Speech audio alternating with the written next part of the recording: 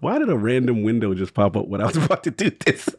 I'm having tech. A random window And just popped up on my screen. Live. No. And we are live. Welcome to the last word. Fresh on that Thursday evening campfire. Ebontis, Ty Guy Travis, just the guys tonight. I kind of like that, man. It's been a while. Just the homies at the campfire. So start with you, man. Just the homies, man. How we doing, man? How you doing, E? Start with you.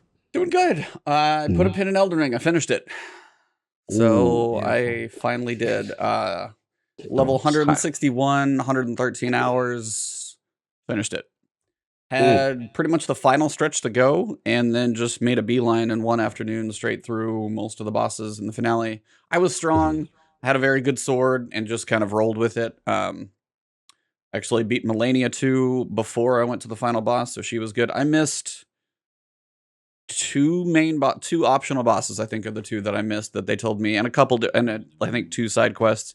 I'll say I did like 85% of the game, which I don't feel too bad about if, mostly pretty natural exploring, and a couple things are a little crazy, but overall, happy to finish that one. Now I've got quite a few indies that I want to work through, and, there's definitely some fun stuff. Tunic, Have a Nice Death, a couple others I know, like Rogue Legacy 2, I kind of want to try that one. Stanley Parable, I've never played before, so there's definitely some stuff that I want to experience, and now's that good window of, got a new season of Destiny, knocked that stuff out, and then we got summer's downtime, because there's not a whole lot going on this summer. There's going to be announcements, but there's not going to be a whole lot of games coming out. So that's kind of where I'm at. Real quick, I did see your tweet in reference to Elden Ring. Where is it in the great pantheon of Souls games, and overall for your game of the year so far?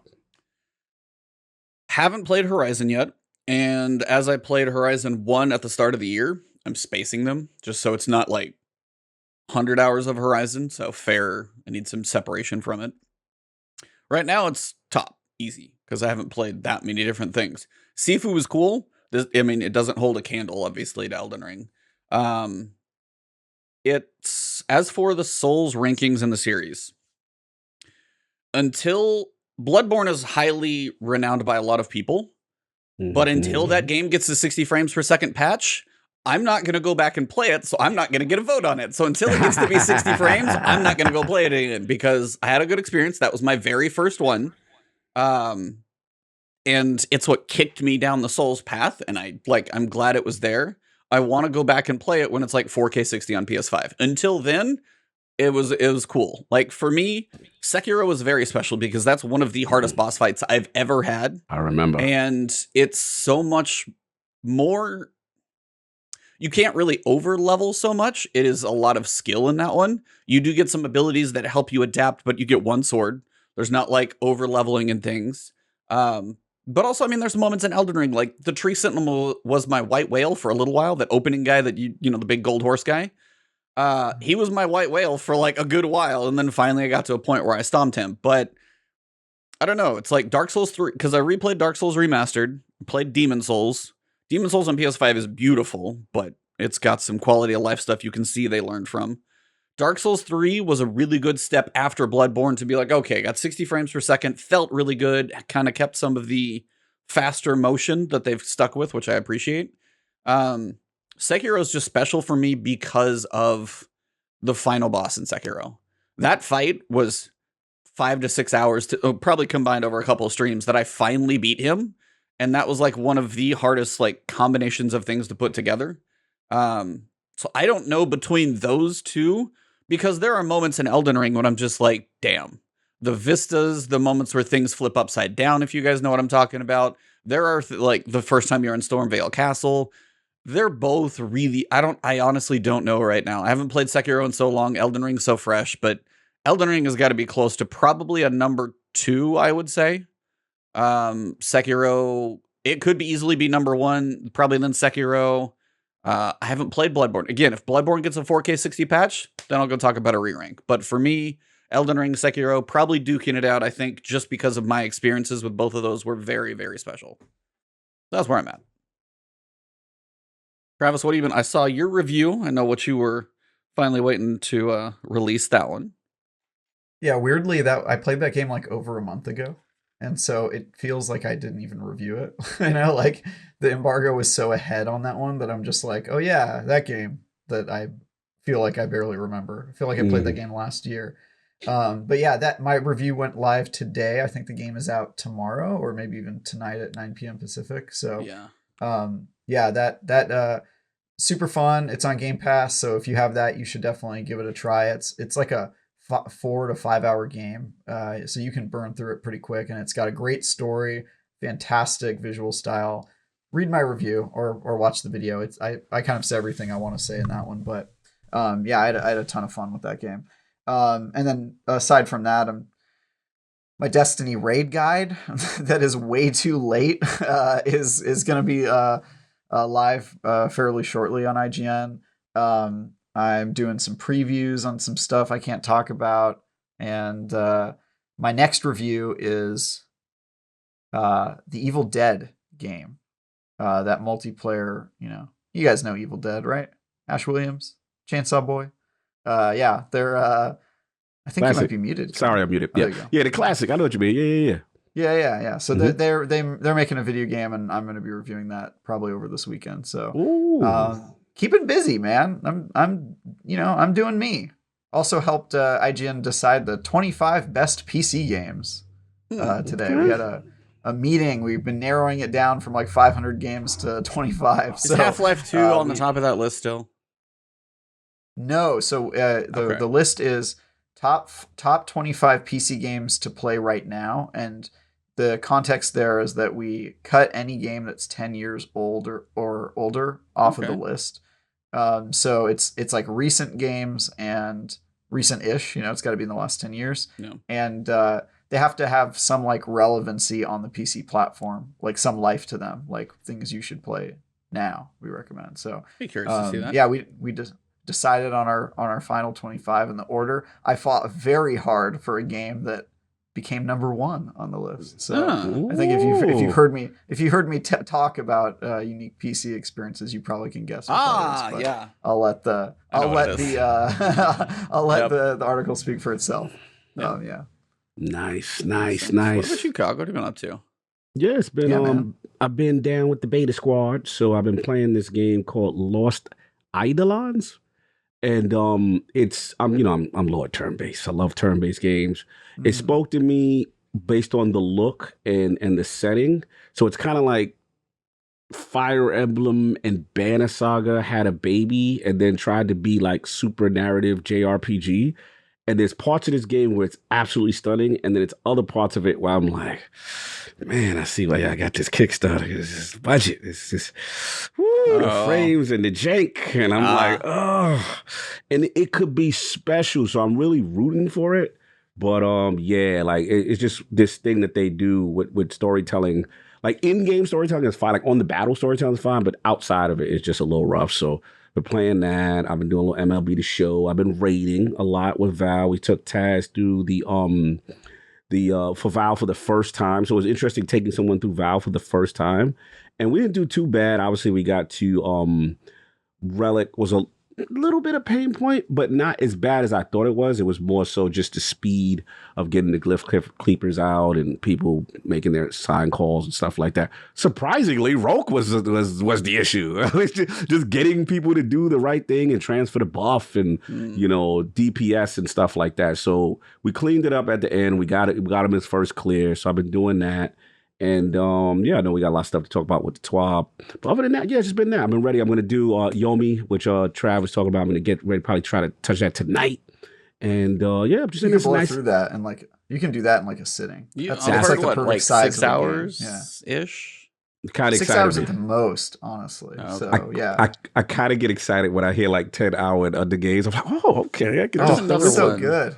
Yeah, and I'm going back to Sifu. I know I got to get that done. I slacked, got caught up with Destiny. I was gonna say because there's a deluxe edition man now. Who hyped it up so much. I was like, how far? I'm going back. Like you didn't get past World 2, bro. When Destiny hit, it was over for me. I was in the mix. But no, I saw they dropped some new content, some new suits, and some stuff. So I'm like, I got to get back. So this week the plan is Yomi and Sifu. Kind of get that done while we got this little break before the new season, because I'm really excited about all the new season stuff coming, Sandbox wise, to Destiny.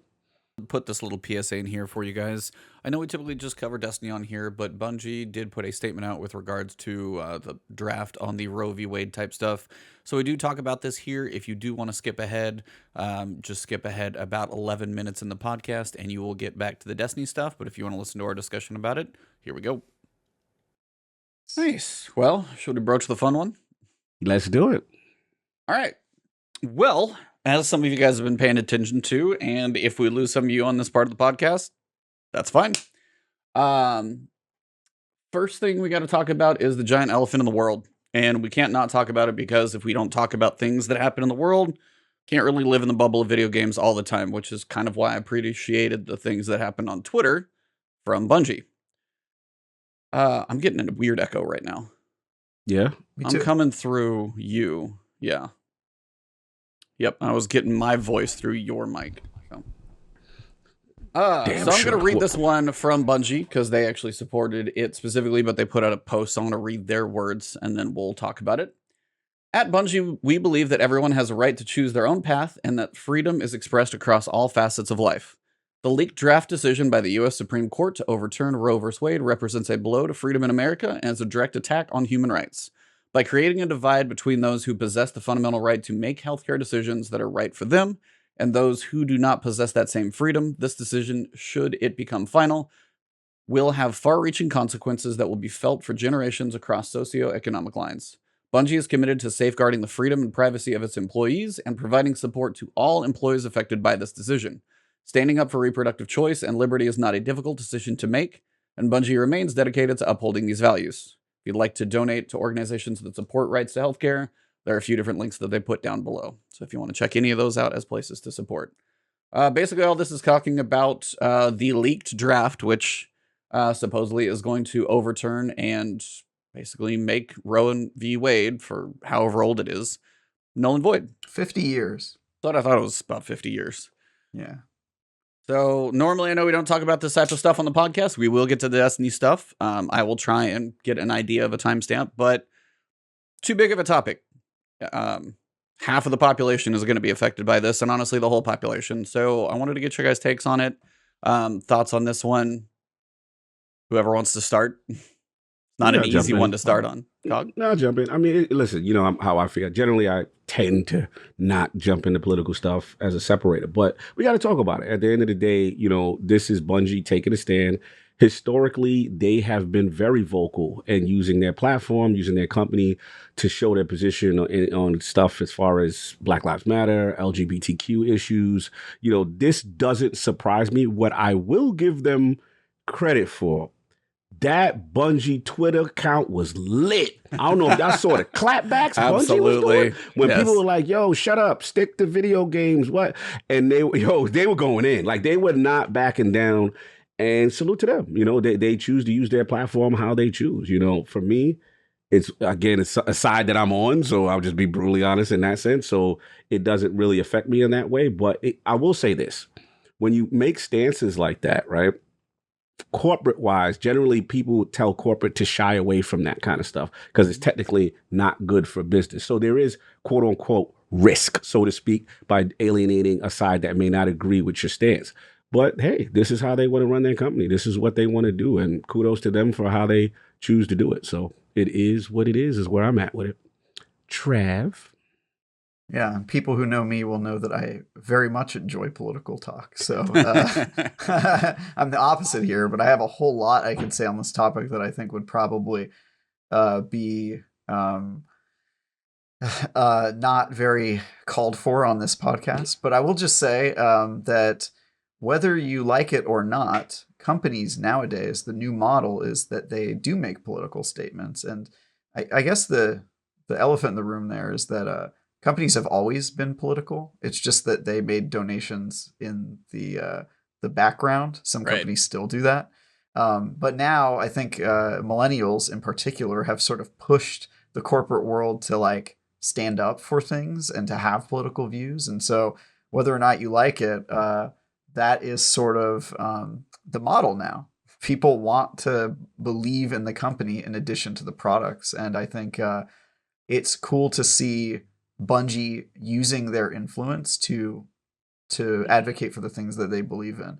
And even if you don't agree with those, I think it's important that the people who work at that company feel like their voice and their values are represented at a corporate level. And so, yeah, at the I'll avoid getting into the topic itself and how messed up I personally feel the situation is, but I'll just say that I'm glad Bungie is stating their viewpoint, and I think more companies should do that if they feel they're reflecting the values of their let's call it a constituency, but really it's their employees, right? But I think more often than not they probably don't do that. But it's cool to see Bungie doing that and doing so publicly and with the backing of their employees. It seems like so. It's cool stuff. Yeah. I mean, I'm in the same place you guys are. It's like I'm in the same boat. I mean, on the same side of the issue, because obviously I think, the fact that this could potentially be overturned is absolute crap. If you've looked into as to why and all of that stuff, people are going to be on different sides of it. But it was, as you said, whoever was on Bungie's Twitter that day had free reign to do whatever they wanted in like a PC way, and just the roasting stuff. They're like, "You are a video game company," was the reply to their post, and they replied, "You are a toaster." Bro. Like some of the roasts were really, really good. And it was just some of the things where people were like, you need to stay, like, it's always the whole stay in your lane.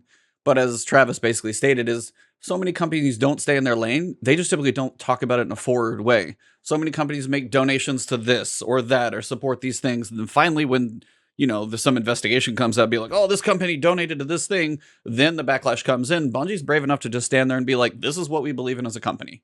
And we stand for this as a company from leadership down. Now, maybe not everybody in the company may have the exact same values, but in general, they're trying to basically go in the support of, the choice of healthcare. That's the, fundamental right to make healthcare decisions that are right for them. And that's what they're doing for their employees as well.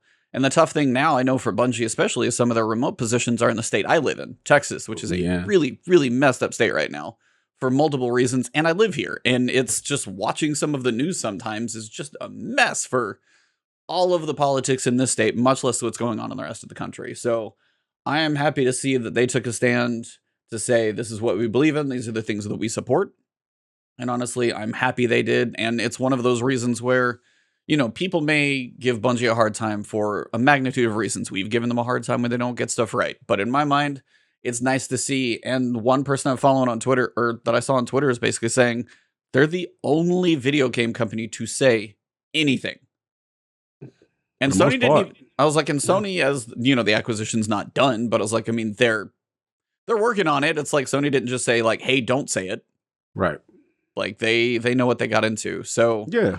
It's one of those things for me. It's like Bungie is going to do what they're going to do, and it's nice to see that they're still capable of saying what they want to as well. And this is proof. Like if Sony had any issue of them saying this or otherwise, or if they get a say in it, you can see that Bungie's still going to act exactly as they did before, which is nice to see that they have the freedom of choice of saying what they want to when they want to.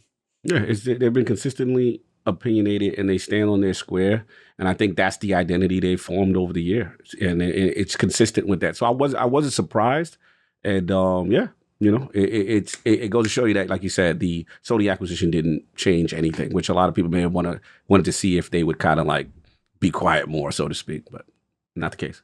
Yeah, Necromancer's Ale said it well, and I think Travis would agree with this too, because I know he's one who enjoys it. Is what's been lost in current? He's like, what's been lost in current politics is the debate in positions and ideas. It's full of absolutionists. There is no middle ground. There's no discussion. There's no nuance. There is no having a discussion about topics. Hey, let me know why you're coming from your side. And it's just this like angry yell of, I will only do this one thing. There's no discussion. There is no middle ground. There's no compromise. It's like my way or the highway, a lot of it on either side of the road as well. And it's just really sad to see that we can't have a discussion anymore. It's just like, there is no halfway in between. Let's do some of this stuff and the other side. And it's just one of those things. And the other thing I got to say on the topic too, is I sent the clip to these guys, but I've been a fan of George Carlin for as long as I can remember. Somehow I got to watch him when I was young enough that I probably shouldn't have been able to watch him, because his language was always hilarious. But there is, like, if you ever want to know my thoughts on the whole matter, go look up the opening of George Carlin Back in Town. But the first 10 minutes covers everything. But that's 25 years ago, and not a whole lot has changed. And it's just a hilarious special, but I've always enjoyed his comedy. And he was spot on 25 years ago, and it seems like nothing has changed. And it's really, really, really sad. Yeah, man. It's the real. Anything else you guys want to add?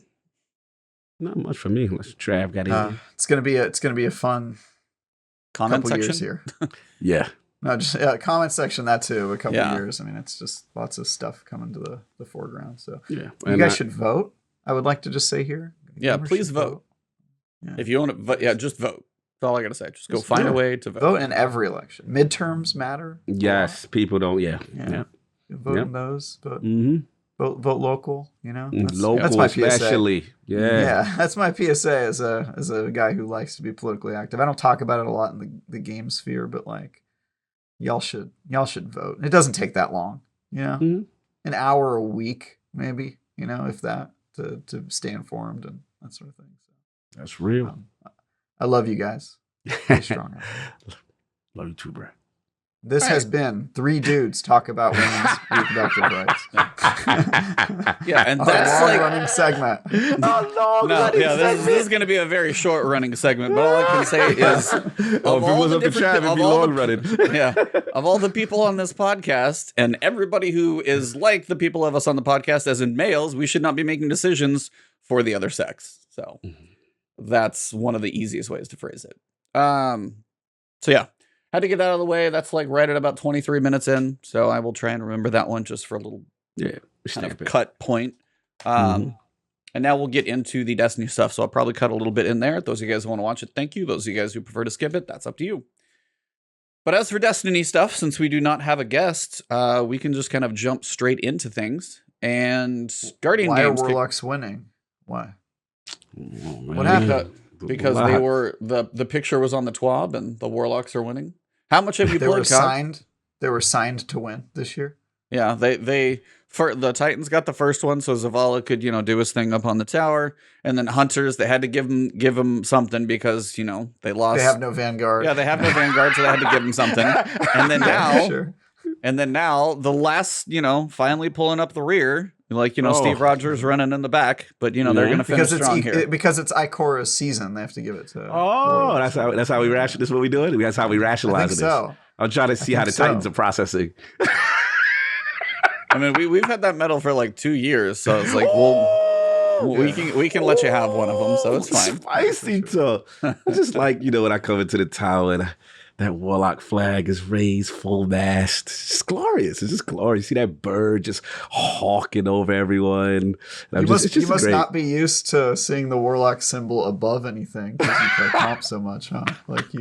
It must be a totally new sensation for you. Nice, man. Tower's nice. I see people dancing. It's like there's a party in the streets. Party in the streets, yeah, for sure. Some of those emotes look like they could do that too. But yeah, it's been fun, man. Oh my god, looking back, here goes the Titan Deli. They gotta bring it for Warlock means like incognito. I will say this though. In fairness, okay? Can you admit that it's a little suspicious that every year it's like just like an easy win for one class? It's kind of weird. It does seem to lean one way or the other. I feel the community. I've seen community heads say, "Yo, I'm being a Warlock this year," or "Yo, I'm gonna do that." Like, we got to do it for the locks, bro.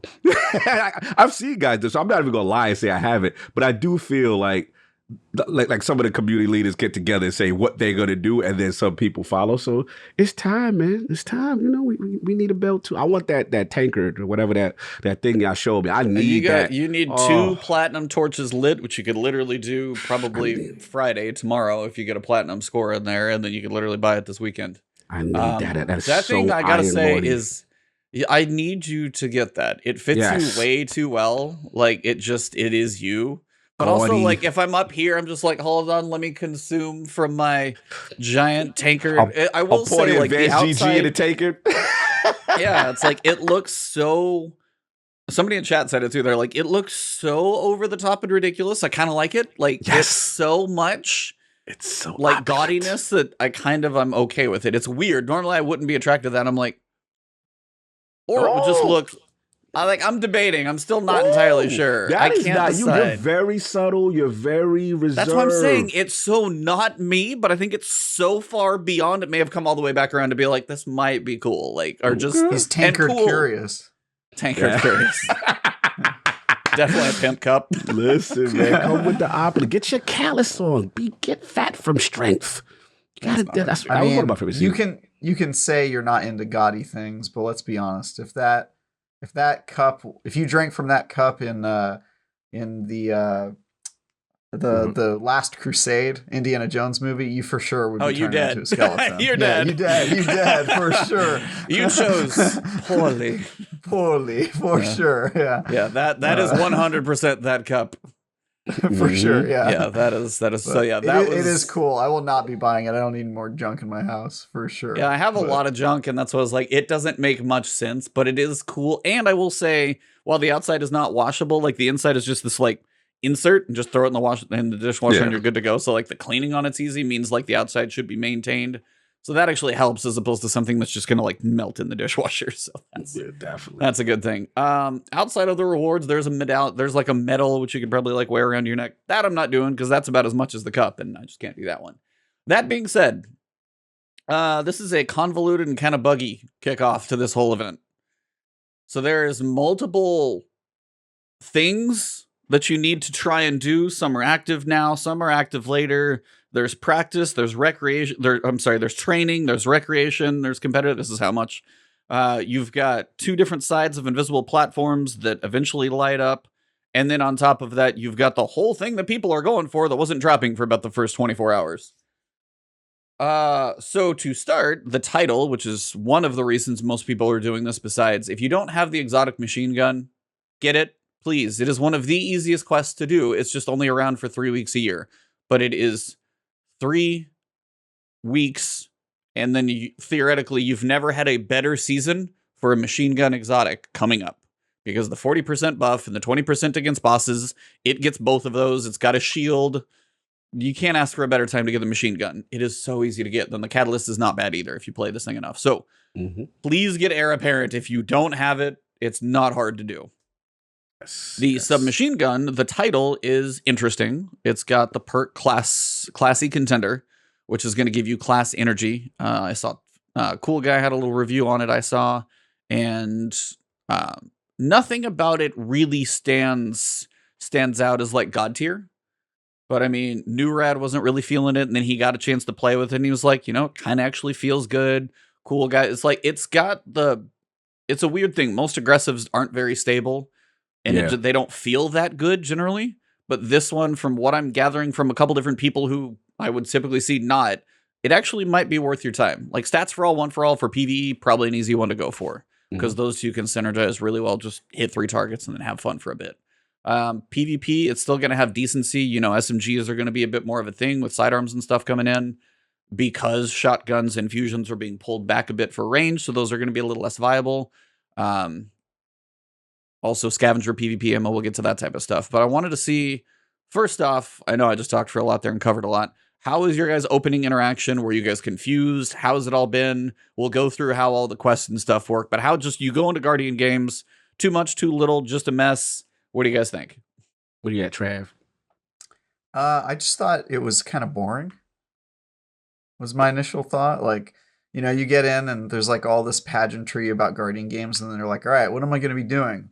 Send me off to play. And like the first day, I think they just said like, go do something. They didn't even really give you direction. They're just like, go do something. Anything. Earn laurels. And I was like, okay, I'll go do something, Bungie. And I just kind of looked around at all the stuff I've played 100 times. And I was like, all right, let's go find something to do.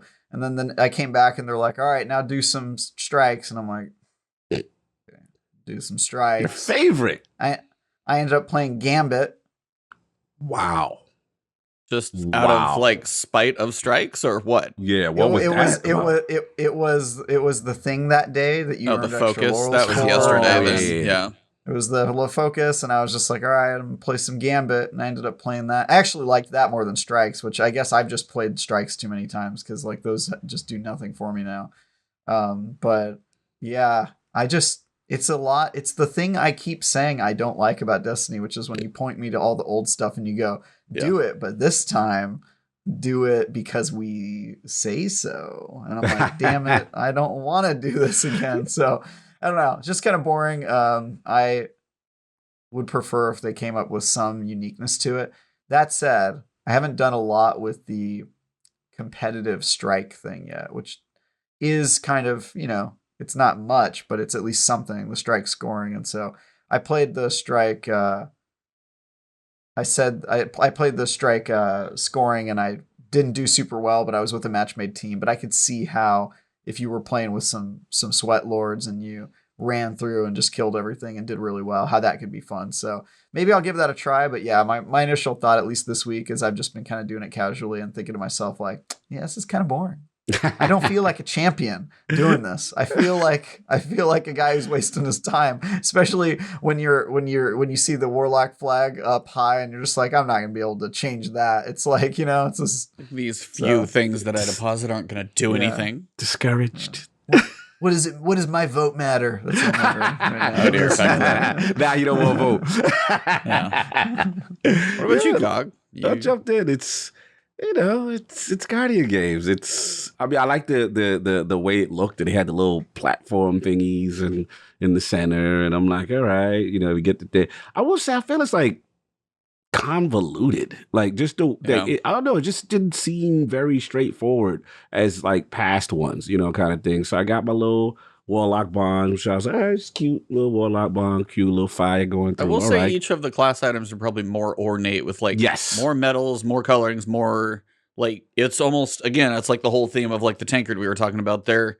So much more like literally decorated, like metal decorated than ever before. Because like the Titan class item is sitting down there, looks like you've been through 50 years of military service with all the medals on there. And then the Hunter one as well is just about as much. I know the Warlock's probably minor over there on the arm, but both of those, they're really way over the top for decoration. They don't look bad. Actually, shaded one purple to kind of go with my purple theme I got going right now. It wasn't too shabby, but yeah, they are.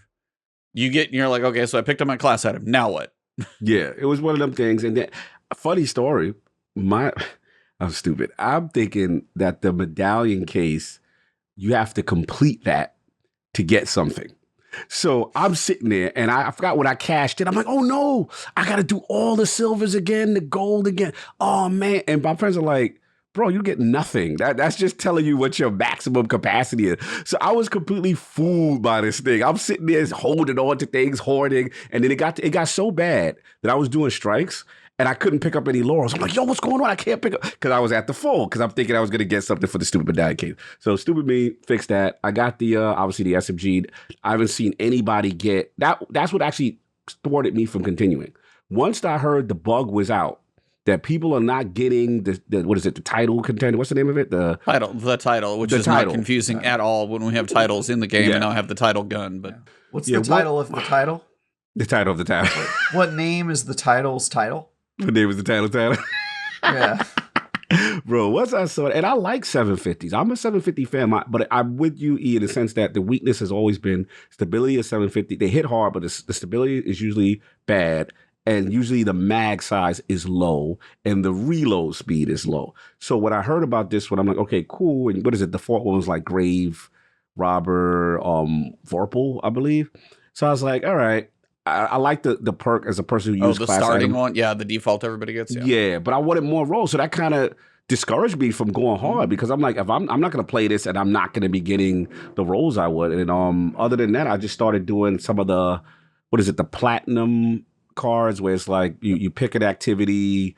So I think it was me, Scream, and a couple other guys. We were just in the throne world, and there's a, Scream. Oh yeah, I know. That's all I'm gonna say. I've seen that everywhere. Okay, Scream. Shout out to Will Scream. Watch his videos. He's a great content creator, and he found things. So I was involved with things there, and that was the extent of it. But I'm just kind of cooling out until the bugs get removed because then I'll farm. But I'm gonna try. I'm like, it is dropping now. Yeah. So it's dropping now? Oh, okay. It was fixed about 24 hours later. It was Wednesday midday or so. Got it. Because my video posted about 9:30 on a Wednesday, and then they fixed it about 1.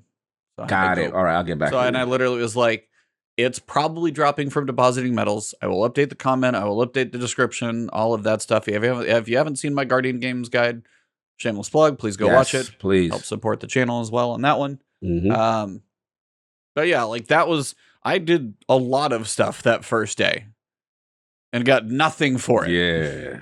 So I was like, that's where a lot of, like, I mean, they were looking for responses on Twitter because Liana, she was asking to be like, hey, what's everybody seeing? It seems like there's a bug. People are like 4, 5, 6 hours of playing, not one dropping. Yeah, I'm just like, yikes. So I went through all the other quest stuff. But yeah, I mean, as you said, it's convoluted is a fair way to describe it because the way everything works is weird. You've got the quest shoot to score from Zavala, where you go to the training playlist and you get your buff. The buff is going to last for the week, so you have the buff for competitive, the competitive Guardian Games playlist, which launches on Friday. So over the weekend, you're going to compete and try and get a high enough score. First, to light all the torches on the right side of the platform. Those are going to be for the score-based rewards. So if you get bronze, silver, gold, and platinum, you'll get those rewards. And then the top 10% over the course of the 3 weeks are going to be the ones that get that special emblem. There is a bronze threshold and a bronze buff. There's a silver threshold and a silver buff. There's a gold threshold and a gold buff. There's a platinum threshold. There's no platinum buff, and that bugs the living hell out of me. Really? Yeah. There's no buff for getting platinum. It's just like, all right, you got the gold buff. Now go try and get the highest score. Platinum really doesn't matter, basically at all. It doesn't really do anything in the practice. It's going to give you something with competitive. I get that. That's where you're going to get your rewards. But there's no platinum buff. And I'm like, why the inconsistency? Is like the goal to be like, oh, well, this one's too good. Just stop here. It's just weird to me. And I don't know if that's one of those things where they didn't divide it up enough. Felt like platinum would be too much. But literally in practice, there's no point to do anything besides gold. And then you could literally try and just get the best score in the weekend. And you would get the same thing. And getting platinum is not overly that difficult in the first place. Now, getting to the top 10%, I will be curious to see what that takes. I had one run where I got 227,000 points. The threshold is 175. So I've passed, like, I've got platinum on a lot of my runs, but I'm usually in the, like, 180, 190 range. That one run, I just must have been playing with the tryhards somewhat early in the day, and they were just, like, kind of synergizing everything together. Yeah. So we'll see what the top 10% feels like. Maybe if you play early, you'll get in the top 10% because most people haven't tried yet. So maybe trying on Friday, if you want to get, like, you know, your triumphs done, you could do that type of stuff. But yeah, the strike scoring is nice to have back. I just wish they would kind of, one, leave it there, and then two, give you an incentive to do that during the game. Because right now, as you guys say, strikes are basically mindless. And this is also one of the first times they've done matchmaking on a 1550. Now, I'm hoping this is a test, because you could do matchmaking on a 1550 Nightfall and open that stuff up for everybody, and then you don't have the annoyances of, like, well, you can only do hero unless you got a fire team. We can all do legend. They literally proved it right here. So if it doesn't get into the game soon, that alone for me is one of those to where it's like, you just proved it works. Yeah. Because I ran through, I've got platinum on most of my runs. Kill everything in 20 minutes. It's basically what you got to do. Yeah. It's a 20-minute timer. Don't skip a bunch of enemies. Kill your champions, and you're fine. It's like, and don't die a ton. Right. That's the biggest thing. And some people are better at that than others. You get some try-hard groups, and you get the guys who are like, I feel like they woke up on the wrong side of somebody else's bed for, like, skill that day, but it's been weird. The other half of the platform is the Medallion Battalion quest. That one comes from Ava. And it's the amount of medallions that you deposit, or the medals, I should say, but just whatever. And as you deposit X number, so the first one is like 60 points, so you would have to do 4 platinums. And then it's 120, then 180, then 240.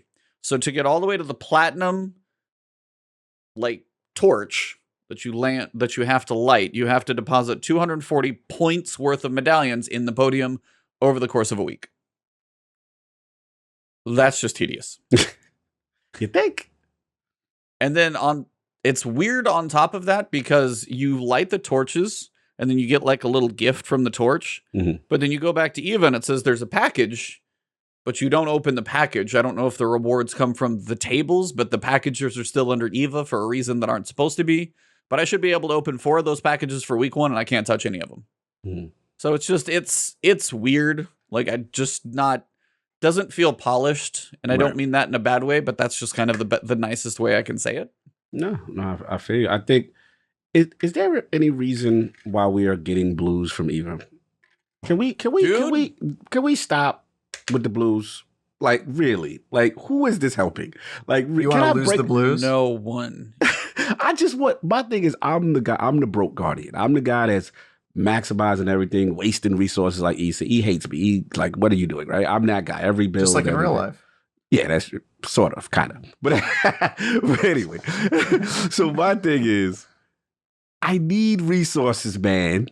Give me purple so I can break these down. There should be no blues. And I just don't understand this. It's like, it just seems to still be going on. So I want to know how you feel, Trav. Like, where we at with this? Sorry, I just got a very disturbing message from somebody on Twitter. Oh, okay. Oh, damn. Oh. You all right? Everything good? This is a message I got on Twitter. It says, I opened the stream, zoomed in on you, and licked your face on my phone screen. That is all. That's what this says right here. And I'm sorry, right when you called on me, hey Travis, I'm reading this going. Last word after dark is a special campfire. Special campfire, guys. Trav gotta go. This guy's name is Steezen Siegel. Steezen Siegel. Appreciate you, brother. Thanks for coming in and licking my face, man. It really matters. So anyway, let's get back to the issue at hand. I was going to say, yes, I agree with you, Cog, that you should be able to gain resources. I just think there's 2 things. One is making the event worth your time, which I think is really, that's more for the hardcore players, or maybe the casual players if they can get something that they wouldn't normally have access to, but I doubt that that's an issue for them. The other way to do it is to give a unique experience, which I know I kind of don't want to talk about what Guardian games could have been, but in another sense, like we talk about it every year, and every year it seems like they don't change it, and it could have been something awesome. Like how hard, Cog, do you think it would have been to make it a 3v3v3 PvP mode where it's Titans versus Warlocks versus Hunters, and the first place gets a gold medal, and the second place gets a silver medal and a bronze, and then you go and deposit it? Like how hard would that have been? Like, because you got to think, like, if the Halo multiplayer editor is anything, if it has any DNA in common with Destiny, like, that's literally a toggle. It's like add third team, reduce number of players. It even could have been doubles, 2v2v2, right? Like that. Then it would have made an actual PvP mode, which feels to me more like a Guardian game, sort of competitive Olympic event.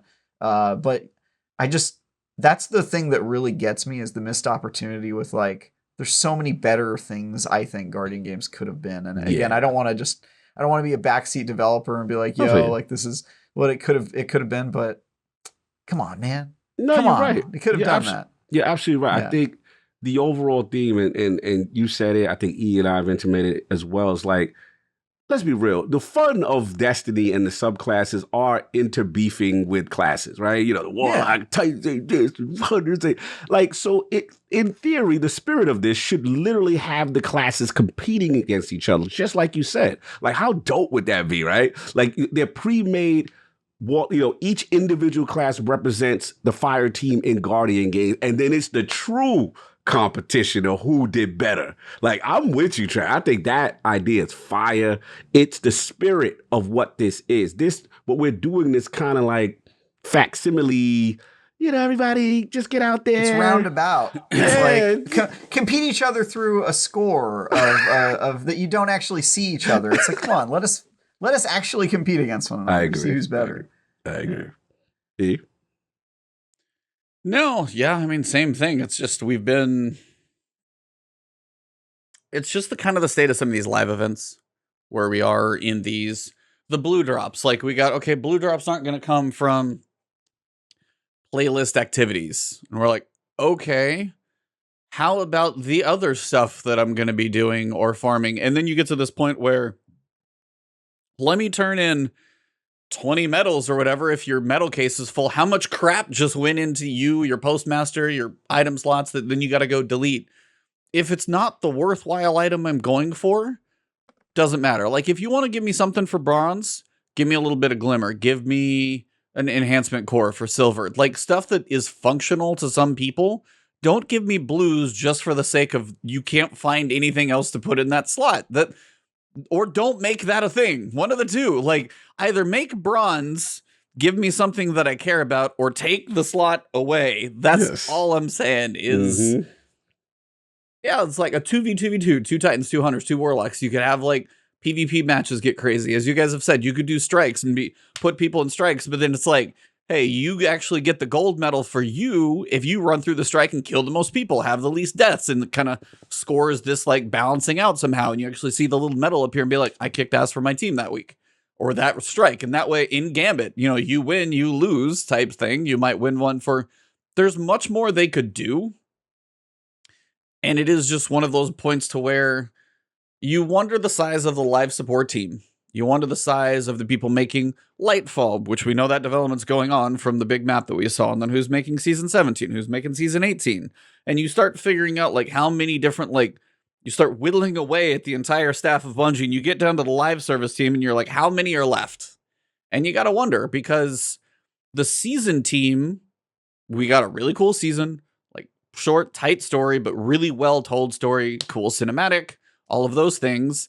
And then we turn around and we get this type of Guardian games, which is mostly a copy with some tweaks. Like, I enjoy the fact that we get some cool music when we go in the tower. The torches are not necessary, I would say. I understand kind of like working your way up the ladders a little bit. But as like, is the effort worth it there versus... You know, it's just, that would be the question of what are they allowed to do? How much can they do in the time that they're allotted? Like, how much work can be put into these seasonal events? How long in development, like, you know, precursor do they get on all this stuff? So mine's just the wondering of that type of stuff. Heir Apparent's the same thing. Been that way for 3 years now. So we've had that for a while. It's the same. Yeah. So it's like that one. And then the fact that the Heir Apparent Catalyst popped in my inventory. For me to re-earn, even though I literally have had it done for a while. So that was a weird bug. So you see that, and I'm like, yes, I know that's still there. I mean, the elephant... I'm sorry, No, and I was like, and then just the title SMG not dropping on day for the first 24 hours when you know the most people are going to play it, and then you turn them off of it. I was just like, that's just it's just a combination of things, and that's where I wonder where all the, you know, where the chips fall when it comes to the live stuff. I mean, the elephant is in the room. Is just, let's be honest. Like, seasonal events have just been bad for a long time. They just have been. They just, you know, the event, you know, it's not that good when we keep getting the same structure for the most part, the same rewards for the most part, and not too much. It's like tweaks. We've been getting little minor tweaks to the same thing, and I don't know what it is. You know, it could be like you said. You know, it just could be where the resources are, and all the live team is in the state that it is, and this is all they're capable of doing based on everybody else on Lightfall. And hopefully, with the acquisition, you know, these type of things can change because they need love. I don't feel these modes really add anything like they used to. I remember when they all debuted, and we're like, okay, cool. This is a great start, right? This could evolve into something great. And the reality is they've pretty much stayed a template every year, exact same thing for the most part, with the same kind of rewards for the most part. And it's just, you know, we're just going through the motions with it until we get real change. And I don't know if that's going to happen. And I'm curious, with the fact of a Sony acquisition, does this increase the size of the live team so that they could really make substantial changes to these live? I just don't. Yeah, I know you. I know where you at because you like with the movies, and it's gonna make it smaller. I'm gonna give it to you on that, but it's like I just don't know anymore. Like I'll be honest, like live events are to the point where it's just like, okay, we know what this is, and I'll choose a lot of Eververse. Yeah, we know what it is, and I'll choose whether to invest in that. But you go ahead, Trav, because I know you have strong thoughts on this. Yeah, I mean, my thoughts are, it's funny like peeking into the Destiny community every now and again, because, you know, I spend a lot of my time these days not being playing other games just because I have to for work. You know, I'm forced to kind of experience other games through my work in IGN.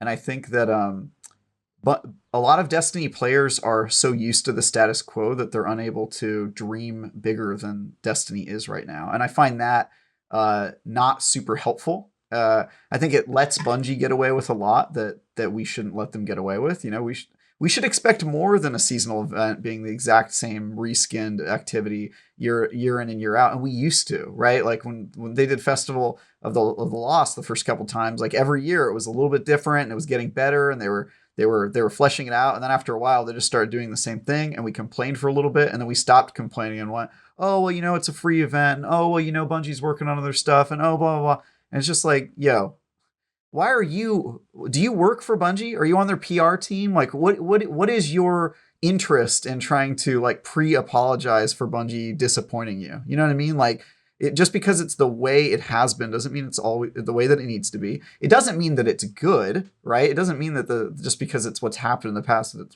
it's good. And also, there are live service games that provide content at a better clip than Destiny does. Granted, Destiny's a different game. It's got lots of its own problems and development issues and yada, yada, yada, blah, blah. But let Bungie worry about those problems. You as a fan, your job is to just push them and never be satisfied. And I don't think that that's entitled or naive. I just think that that's what we should be doing. And so I say, you know, to people who look at this Guardian Games and think, oh, well, you know, it is what it is. It's a free event. It's just stop it. Like, that's not helpful to anybody to just like throw your hands in the air and say like, oh, well, because, you know, that's how sustainable is that? How long are people going to keep playing Destiny if it's just that every year? Let's make it better. Let's at least push Bungie to make it better, because I think it has so much potential, and it disappoints me to seem like they're not even trying really at this point with some of these events. It feels like so. No, I think it's before I pass to E. I think it's valid, because it's like I think what's happened in this specific case is because we are still on the honeymoon of Witch Queen, and Witch Queen is so good, and Season of the Risen is so good. So it's like, okay, we had fun. All right, Guardian games, we know. But the reality is, if you compare it to other live service models and events, it doesn't stack, and we still should hold them to the fire. I'm in complete agreement with that. Yeah. As for the Sony thing, I've already said this a million times, but I think it might result in them having a smaller team, but that's just me. So go on. Spicy. They've been hiring so many people. I don't think their world can get much smaller right now. They just keep hiring and hiring lately. That's all I ever see is people on Twitter like, hey, it's my first day. It's my first day. It's my first day. And then you see them hiring for people for like an animation thing or whatever. So they feel like they're definitely going to grow, but it's like, yes, only time will tell on that one. But no, I mean, for me, it's like even just a little stuff, like it's only 500 laurels that you can hold at a time. It's so you never quite get too many. So then if you get one, you know, if you do 2 Nightfalls in a row, but you don't quite get enough or anything, then you got to go do a lower level card. You can't just earn the platinums, and it's got to be this weird rotation. And it just gets to be like, why? Why does it have to be that way? Why can't I buy multiple cards at the same time and then go from a strike to the Crucible? Otherwise, you're literally just going back and forth from the tower. I have a PC and an SSD. I feel so horrible. I never even remember somebody playing on a PS4 or an Xbox One trying to load in with an old hard drive. And you got to go to the tower so much in this thing. Mm-hmm. Yeah, you could go do strikes. You could go do Crucible matches and you can get some silvers or bronze. But if you want to be efficient with your time, then you're going to definitely go to the tower a lot. And then right now, the best thing to do is strikes, because you're killing a lot of enemies, getting a lot of laurels, and then you're getting the chances for the gold and platinum cards, which are your best chance to get the SMG. If you go to a Crucible match, like Control, you get 15 laurels at the end. And the only time I was really getting a lot of other stuff to drop, if I punched someone, just a melee, I would get 5 randomly to drop. And then other than that, if you did manage to get a grenade kill or a super kill, you might get a few from there. But like, I'm going to go spend 10 minutes in a Crucible match and get a bronze medal and 20 laurels, or I'm going to go into a strike playlist that probably has buffs for me. And if you match those, you'll blow through it in about the same amount of time and walk out of there with like 120 to 150 laurels and then go do something different. Like right now, they don't that's again goes back to the balancing of some of the activities. I know those are basic playlists, but strikes easily the best one. Like without a chance. And then like, okay, so then the PvP people feel like, once again, like, why am I in PvP if I can't get the same balance out of there? And then you're pushing me back into the strikes, which I don't want to do. If it was even in PvP, Gambit, and strikes, and then maybe if you did a raid, like you could get, I don't know, 1,000 of them if you did an entire raid and completed the thing, and you got 1,000 laurels, but you can't even hold 1,000 laurels. Yeah. So it's just the weird time balance equation. And on top of just like the little things that you guys are saying, there hasn't been enough of a change. There's not a new exotic. The SMG is, it has a little bit to go for, but is it worth a lot of people grinding for? Probably not. I mean, it's got a unique its origin trait, so it's okay.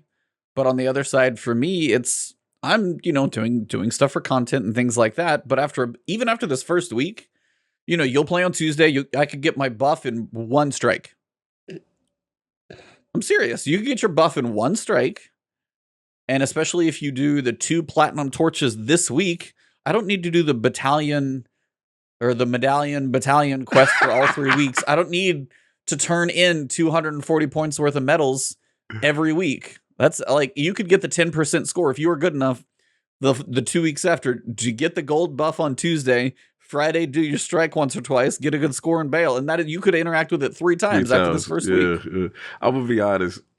You're dying over there, and I don't know if it's about me talking or something else. No, because you got me thinking. And it's like, I have to confess, like literally what Bungie events have become to me now is you run out the mechanic is, and I run straight to Eververse and see what the new outfits are going to be, what the new emotes are going to be, and I'm spending money that. Like that's my enjoyment. Oh, that's cool. Like that's the coolest all stuff they want. is to that's see what Eververse is doing. Because that's generally, what they want. Yeah, that'd be the most fun of the event.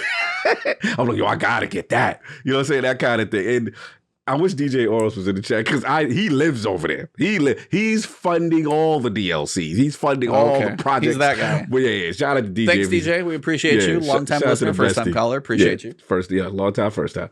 But yeah, it's just that's where I ain't gonna lie. That's what it's been to me. And then it's okay. Oh, the event is actually cool too. That kind of thing. Yeah. That's what it becomes for me. I'll be honest. So it's just this like weird state of.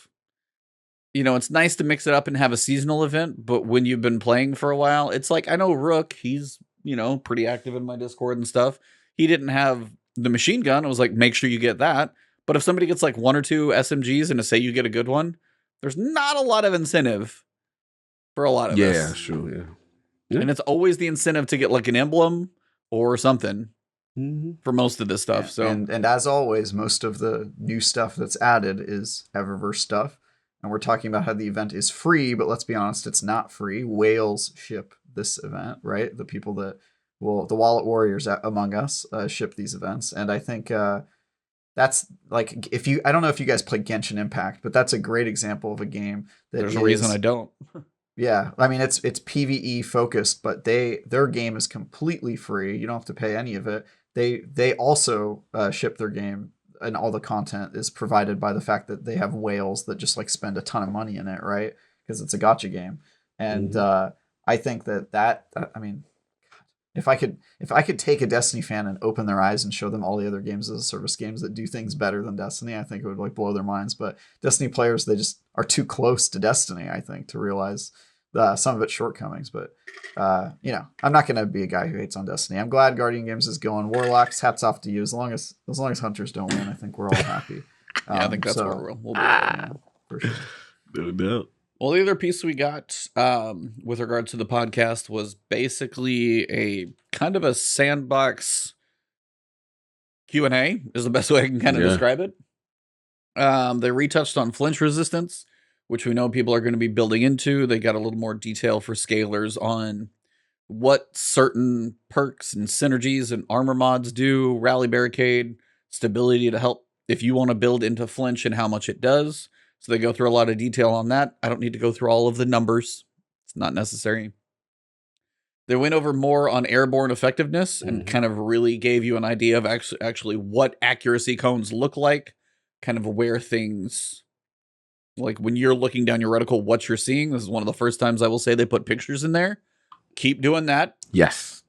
Because I don't need to go to shout out to Mercules in his spreadsheets, but I'm like, if you give me an image that looks like this, I can understand it for one, and then I can also explain it to somebody as well with these images. It's not overly crazy difficult when they show it this way and kind of break it down. It's still somewhat technical, but at least this way I have an example to point to and be like, here's this universal image that we have seen to explain why. And the biggest thing about airborne effectiveness is if you build into it, you're not going to notice much difference in your current airborne effective play. If you don't build into it, you are going to need to be accurate with your shots because they said they're not going to have so much RNG on the accuracy, but the aim assist is basically going to be gone if you don't build into it. So if you can theoretically hit your shots and you are that good in the air, not much is going to change. But as we also joked previously on the podcast, was those of the people who think they're good, and then the aim assist goes away, the game's going to change a little bit and feel different, especially for the stompies that are like a big neutral game clutch for a lot of people. So I'll be curious to see when Season 17 hits, what the different feel of everything is, but they go through more detail on can you clarify precision aim assist and how does it affect while airborne and all of those things. Again, lots of nuance and detail. If you want to look through what accuracy cones look like and all of those things, you can. Do you guys want to go into the detail on that, or are you okay? Kind of just getting. Okay. I'm okay. Skating Like over it. Yeah. Yeah. It's How like much that's have we for the spent firing talking range about guys. mechanics? Yeah. Yeah. Yeah. We That's good. for the firing range guys. If you Yeah. want to know that, your Fallouts, your Cool Guys, your Drewskis, they will all do that and explain that in detail. Yeah. I mean, I gave you a brief summary in my TWAB video, but yeah, your detail on that stuff is going to come from people who study it on a daily basis and know how it's going to affect. I do like the fact that they clarified. They basically did a Q&A for those guys who had more detailed questions. And that part I do want to encourage. I did like the little imagery as far as the cones and stuff like that, because for people who want to get really to the minutia of how things work in Destiny, that's good. And they're being transparent. So shout out to them on that part. But we don't have to go into the details of that one. Yeah. I mean, that's the nice thing is like if you want to learn more about the minutia, they're giving the resources to the people who are good at teaching that more answers to the questions they have. And honestly, I think this is just a big thank you to Chris Proctor. Yes. I think with what he's been doing from the podcast that he jumped on, he was on DCP, he was on Firing Range. They have a good relationship with the Bungie guys, but he has been very forthcoming. I even think maybe it was Josh Hunt. Fallout had a very specific question about something, about a video, and he asked a very specific question, was able to get an answer. So there are certain people who do have connections to be able to get answers to questions. So there are people who are going to be able to explain it very well. And I'm honestly looking forward to season 18, when a lot of the weapon stats, the hidden ones, are in the game. Your recoil direction, your aim assist stat, now the airborne effectiveness, those are now going to be shown on your weapon card, which is going to be a good thing because it's really annoying that stats are on all of these weapons and you have to go to the API to find them or look or know. So that will be very good, especially as you can build around airborne effectiveness. It's going to be an important thing. So just wanted to cover that real quick. If you want to know the minutia and the detail, there's a 9,000 word TWAB you can try and wrap your head around. And then this is the Q&A for more questions that came from that. As for other PvP things, they wanted to talk about scavenger perk changes. They said all scavenger mods are disabled in PvP. Scavenger doesn't matter. They're all disabled. The main sentence that I kind of wanted to touch on are these two sets of bullet points with regards to, with disabling ammo scavenger mods in PvP, are you trying to bring back the double primary meta, as some people have asked? No, we do want running double primaries to be more viable, and we want there to be fewer one-hit kills, but we don't want to eliminate them entirely. You still spawn with 2 rounds, but you shouldn't be able to use your special like a primary. And this is them getting to the point, I think, of, as I kind of said earlier, they're trying to get to where the steamrolling doesn't turn into a worse level of what it could be. Because if somebody runs around with like 10 rounds in a sniper rifle and just camp bam, bam, bam, bam, bam, bam, and they never have to move, that changes the game and the feel of what they're trying to get for just more primary gunplay and stuff like that. They said one interesting side effect may be an indirect buff to the strategy of running double primary to starve your opponents of special ammo. Actually, I thought that was interesting. If you just run double primary and say trials, you're not going to give the other team an extra shot if you just play that way. Right. They say short range primary weapons will have more of a role. Sidearms and SMGs, everybody's been talking about it, potentially going up. Yep. And then the final one, this is kind of the big one. We've pushed the current PvP ammo system as far as we can with this change. Obviously, scavengers are gone. They want you to have like one drip, one pickup from one person, and that is it. They're trying to limit as much as they can. If this doesn't move the needle, we'll look at redesigning PvP ammo economy entirely, which would be a longer term change. And this is where I wanted to ask you guys, with regards to special ammo, do you feel like is it going to go too far? How could you see them redesigning it? Where do you see the special ammo in the state of this game? Travis seems like he's got a thought about this one, so I will tee it up to you first, sir. Where is special ammo and those weapons for you in this game right now? Yeah, I think we talked about this like 2 episodes ago, but I'm at the point now where I feel like I get deja vu when they talk about ammo economy with special weapons, because they've tried all this stuff before and then it didn't work and then they switched it back. Because I swear to God, we've had 2 or 3 times where they've said, all right, we're going to crack back on special ammo and we're going to reduce it so you only get, 2 shots and you only get 1 when you kill people. And then every single time they do it, the community feedback is, it's boring now. Everybody just uses pulse rifles. And then they go, all right, we'll add shotguns back in. And, and it's like, we've had this conversation so many times. I just keep wondering, like, which one is good game design? Because just stick with that one if you really believe in it and stop switching back and forth. Just like, tell me which one is the right way to do it and let the community kind of build themselves around that and then tweak it, because it seems like we've talked about this on so many episodes, but like Bungie doesn't believe in their own ideas, whether it's weapon sunsetting and whether it's, all the stuff that they've just said, we're going to do this because it's the right move to do from game design. And the community goes, but we don't like it. And they go, well, if you don't like it, then forget good game design. You know what I mean? And it's just like, just which one is correct? Please. I'm not a game designer. You tell me. And then let's just stick with that, because I could see PvP certainly getting boring without special weapons really having a large role, but obviously you don't want that role to be oversized. So there's got to be a middle ground in here somewhere. I just don't know what it looks like, and I'm waiting for Bungie to tell me what the right answer is, because I don't see this being any more successful than the other 2 or 3 times that they've tried this exact same idea. So that's where I'm at with it. I'm just frustrated. I'm exhausted having this conversation about special ammo, like for real. Yeah, I was surprised. so many times. How many times have we talked about it, Cog? Talked about a lot. Just you and me, like a lot. A lot. Yeah, it takes me back to D1. I remember an aggressive change like this, and everybody was out there using sidearms. It was like it forced sidearms to come back at one point because no one was using sidearms. And submachine guns. And submachine guns. And it's interesting. It's just like Travis said, that we went through a couple of seasons and the community was like, nah, this is boring. I want. And then here we are once again. We do not believe in the one-hit kill. We are pulling back the one-hit kill weapons, right? So again, I'm a person. I'm always going to adjust. I'm at the point. This is where me and Trav completely align. I'm at the point with Bungie where I know they're going to flip flop on something, so I am going to have all the available weapons when they flip back to this other meta. That's so how sad. I design. It is. I know it's sad. It's literally what you said. It's, hey, we believe, and they give you this detailed reason. This is why it's good for the health of the game. This is going to be the purity. We're going to do this, and jumping in the air accuracy is going to be reduced, and we don't want this one-hit kill steamrolling. It creates a negative effect. Okay, cool. You know what I'm saying? I got my sidearms. I'm ready to go. Whatever it is. But it's like you said, after a while, community gets, we don't like this, and boy, what the hell are you doing?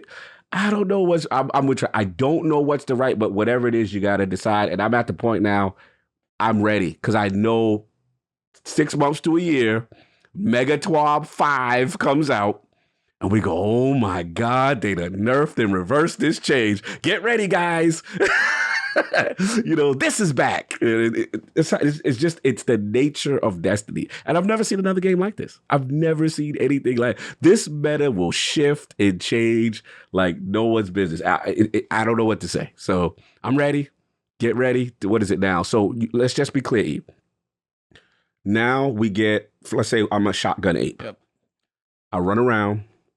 I get my kills. No scavenger. So we get no extra bullets. You get 1. But so if I kill someone with a special, I get 1, right?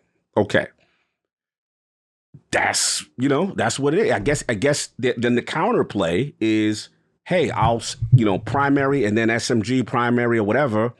You kill me, you don't get nothing. Now you running around the map with no sniper ammo after a while, after you get your 2 kills or whatever. If you didn't kill another special ammo guy, it'll be interesting to see. I don't know. What do you think? Like, do you like that meta? Do y'all like that? Do you like the sidearm, alternative? Or do you guys like the one-hit kill potential of the snipers and the shotguns and the fusions and stuff like that? Yeah, my problem with the you only get 1 ammo when you kill things rule is that it means that the only people who actually get to use special weapons are the players that are really good anyway. Because if you're really good and you're sliding around and getting multi-kills with a shotgun, you'll be able to feed yourself enough ammo to like keep getting kills. But if you're not that good with special weapons, you're going to waste 2 shots bodying somebody and not getting a kill, and then you're going to have no ammo and you're just going to keep getting farmed. And it's like it's a weirdly like rich get richer kind of situation. And so I do like the idea of there being more weapon variety and people being able to use skill-based weapons or weapons that can one-shot, but they have big disadvantages. You've got to be good. You've got to charge up the fusion rifle. You've got to get a headshot on a sniper rifle. Requires accuracy or skill or what have you. But it's such a hard line to walk, and it seems like every time Bungie thinks that they're going to fix it, we got this solution, guys. It's going to fix it.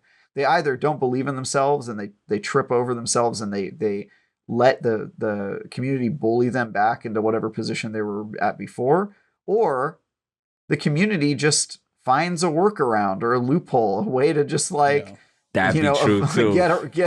Get around the situation. They're like, oh, damn it, we didn't expect the players to do that. And then it just shifts the whole meta and then it just changes everything. So it's hard.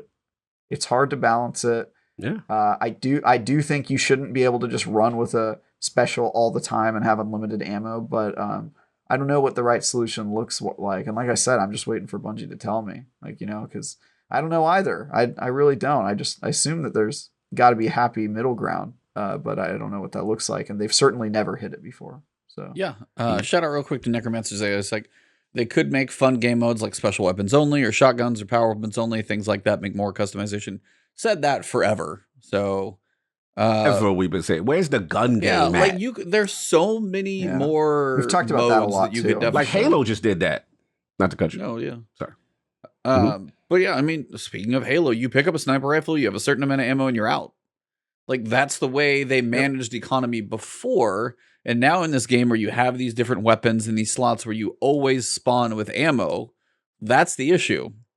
They've tried it with maybe not having ammo, and then you pick up an ammo box or something like that, and they've had all these different ways to know, but it's like if you always start with it and you're good, as you said, you have the ability to theoretically continue to feed yourself unless people start playing without the primaries. Then you get into the double primary meta, which people tend to find boring. But again, it's hard to find that middle ground of how do the rich not get richer? How does the casual person still get enough ammo to practice and theoretically get used to the gun? Because if they try and use that shotgun, but every time they get picked off or they get vooped before they can use their shotgun because they're not used to using those, then they don't get a chance to. It's, again, I don't know. Honestly, like if the scavenger thing limits it, somebody in chat was just say, cap off how much you can have. Just say like, hey, it's like if you get up to 4 sniper rounds in your gun, then that's the max. Like there's no 20 reserves that you can go pick up if you light up an entire team or something. You're not going to go pick up 4 bricks and then just camp the lane with 20 more bullets. Like put a cap on 4, like whatever it is in that point, and maybe that would be a way. But that's where they get into redesigning the entire PvP ammo economy, which would be something along those lines of just saying, hey, fusion, the shotgun specials, those suckers cap at 4. If you get 4, use it, or you're not going to get any more. And that would be a different way for them to go about it, but it would be a very different animal. Then you have special ammo boxes, all those other things get into crazy. So I'm with you guys. I'm just going to play what's presented to me. Sometimes I'll use specials. Sometimes I'll use primaries. Just kind of depends on the feel. They're still in the game and they're fun at moments, but also for people who can just like run a train with multiple special kills does get to be frustrating if you're on the other side of it. So I get what they're trying to do, but yeah, they've experimented a lot and I don't know where it's going to land either. It's just, I did not expect you to be using the phrase run a train. Sorry. No, I know. I was not expecting that. I was like, wow, this guy just went for it. You know what? I actually think thank you for calling that out about completely. It yes. Yeah, sorry, buddy. I just had to. I was like, wow, that was really aggressive. It's like, listening to you talkie, I'm actually now convinced that the closest Bungie's ever been is to when they made you go and get crates. And the reason I say that is because if you have highly publicized, like, special's going to be spawning here in 30 seconds, get to this part of the map and claim it. Then it becomes about, map control and like, you're working as a team and trying to like control it, and it's got more of like an arena kind of shooter vibe where you can choose what your power weapon is, but you reach for it. I think something like that might make sense. I don't know if they should be starting everybody off with special and then having people drop it when they get kills, and even leave open the door for somebody to just like use scavenger and grab a whole bunch of ammo and all that junk. I don't know if that's the right solution. So. They did, and I remember the D1 days, and they were just like, this creates a situation of snowballing when one team controls the other. It's like they got to decide. They have to decide what their game is. Yeah, it's like they have to. But what I find funny is, to me, maybe I'm looking more into it than I should be. It feels like a threat. If this doesn't move the needle, we'll look at redesigning the PvP animal economy entirely, which would be it's like a threat. Like, if we don't like what we see, if these things are still too high, if your grades don't improve by the end of next semester, we need that mid-semester progress report to come through and check the data. They start putting twabs out there and like, special ammo's too high. You guys need to use more primaries. Like, I'm like, am I in trouble? Like, what is this? I feel threatened. If you guys don't use more hand cannons in Crucible, we will be limiting your TV time after school. Cannons are already so Bro, that's exactly what it is. Let's be real, Trav. Like, they look at weapon usage and take offense when there's certain archetypes and things that are not being used. And now I gotta live. Daddy Bungie said, "Yo, this is the last midterm that you gonna go through this, and we gonna make some serious changes. Next semester, we're getting you a tutor. We're gonna take you. It's gonna be serious. We're gonna get you in with a guidance counselor." Here's my theory, Cog. Bungie's workforce is divided up. Their Sandbox team is divided up into teams, and each team is a type of weapon. A weapon type, right? So they've got the fusion team and the auto rifle team. Whichever archetype is getting used the least, that group is in charge of the Sandbox next season. And they just take out all of their anger and pent up frustration about how little there is being used out on the community. It's like, yes, right. It literally is that every season. It's that every season now. Machine guns are getting buffed and trace rifles are coming. Yeah. They're basically alluding next season. Get your machine guns ready, get your sidearms ready, get your trace arms ready, because this is what you're going to do. You haven't been listening. You've been bad in class, and now it's time to use these weapons we want you to use. These are good weapons we made. I mean, come on, Gallahorn. I'm just worried about your choices. Like, they brought Gallahorn back in, and that's probably one of the most used heavies in the entire game because of ease of use by doing the one mission. Catalyst is not that hard to do if you go through and find those things. And then you've got one of the better guns in the game for a general level of people that can go after one good gun. And then now it's like, okay, and then you gave rockets a buff finally because you brought in the good gun and you wanted it to be good. Shocking that machine guns aren't being used. One, they don't do that much damage. They take up a heavy slot. Heavy slot is always what you're going to use to damage bosses, so you need something that hits.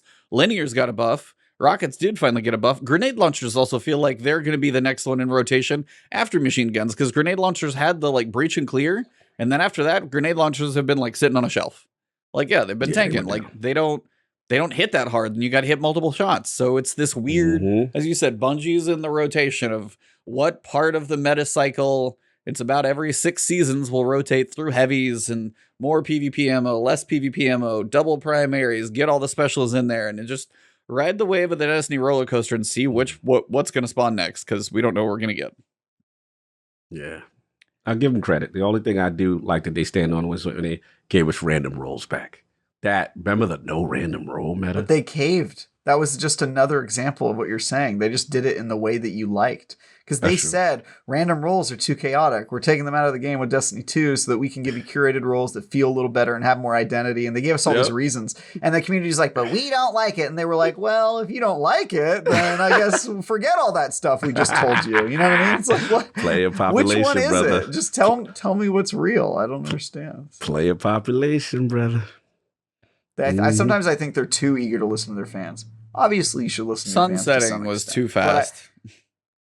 Sunsetting was too fast. They didn't get a chance at it. And I think sometimes they think that their players must know something that they don't. And it's like, not really. I don't know if I believe that. I think that if you tell me something is good design and you believe that it's good game design, then like get after it, man. You do it. I mean, look at how people responded to Elden Ring.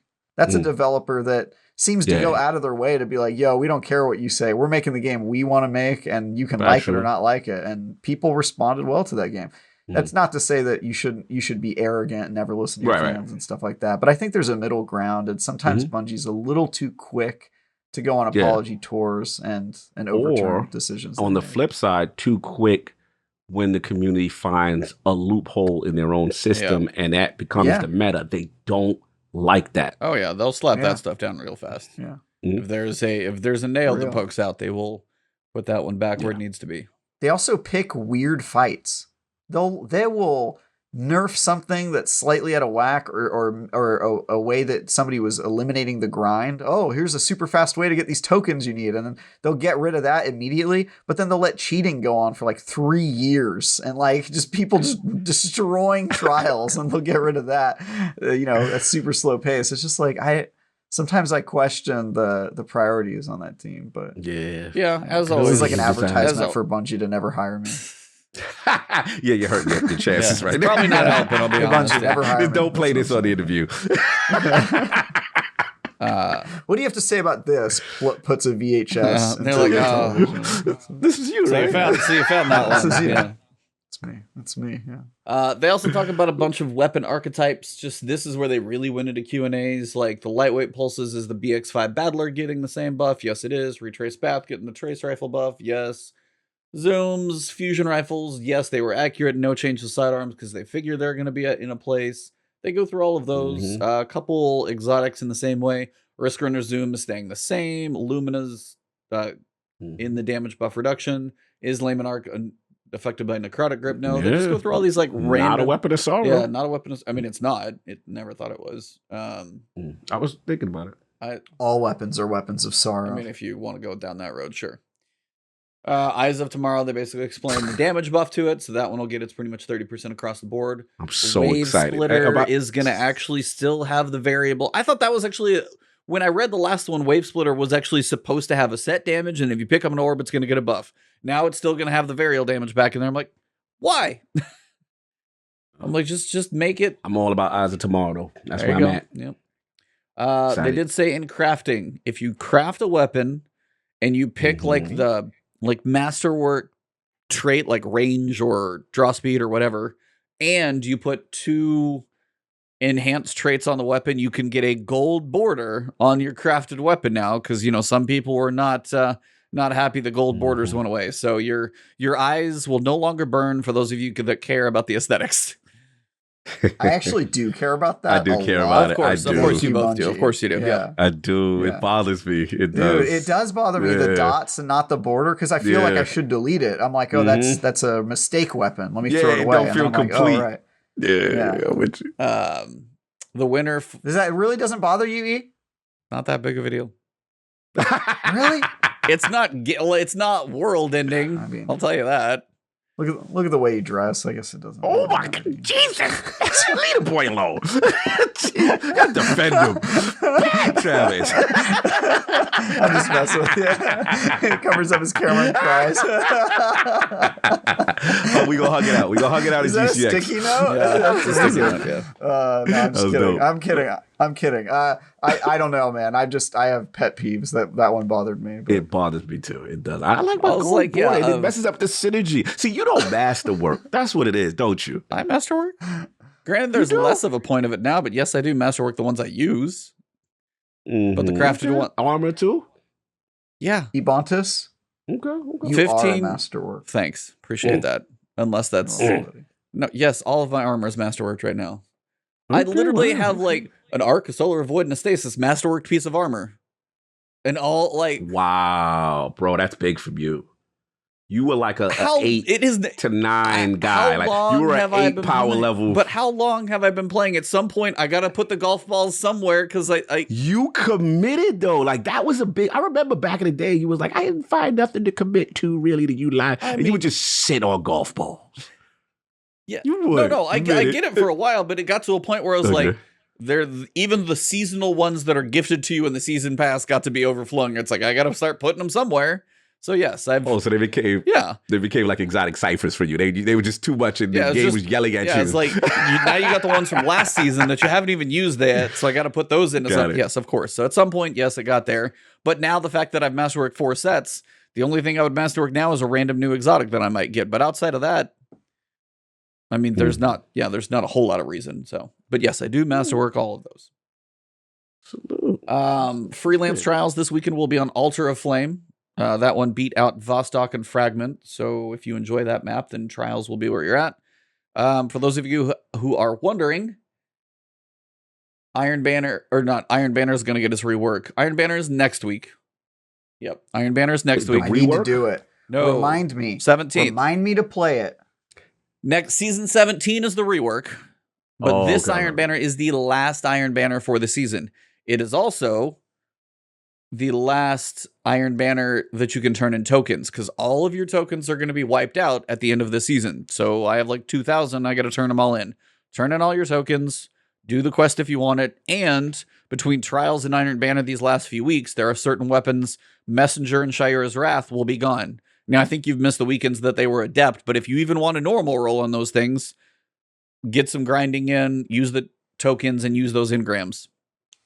So make sure you guys are running out of time. If you want anything from Iron Banner, if you want anything from Trials, now's your time to put the work in over the next couple of weeks. Just wanted to call that one out. Other than that, the Contender's Boon, I already said, it only goes up to gold. There's no Platinum Boon, which is just frustrating. The shoot to score clarification, competitive playlist, I figured that would open up then. Other than that, they're basically most of the supers, like Weapons of Light or the Word of Dawn, Word of Dawn, but then Weapons of Light, Well of Radiance. If you get kills while those supers are active on you, those do not count towards medals right now. So like the strike scoring medals. So if you stand in a Well of Radiance and you shoot stuff, you do not get the medals for like, strike sprees or anything like that. Other than that, that's most of the TWAB, really.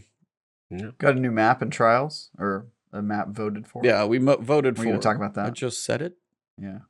Yeah, I know. But how do we feel about it? Do you like the map? Would you have rather had Vostok or Fragment? No, Altar Flame's clearly the best one. Yes. It was actually pretty close, 44 and 36. Fragment was definitely the minority for sure, and I don't like that map anyway, so that's fine. Altar Flame and Vostok, I could have gone probably either way on that one. Yeah, I like Altar Flame better. Vostok, I love-hate with it. Yeah. I mean, they both tend to lead to very specific places to fight, but Altar of Lame. Lame, yo, he crazy. Shout out to Alex. Damn. Damn. I will say the side that has the head glitching on the stairs. That's really the problem with that map. Is one side is clearly better. Yeah, the one coming from Sea Point down looking out. Yeah. It's still a good map though. Good map. But I wanted to ask you guys, what do you think season 17 is going to be about?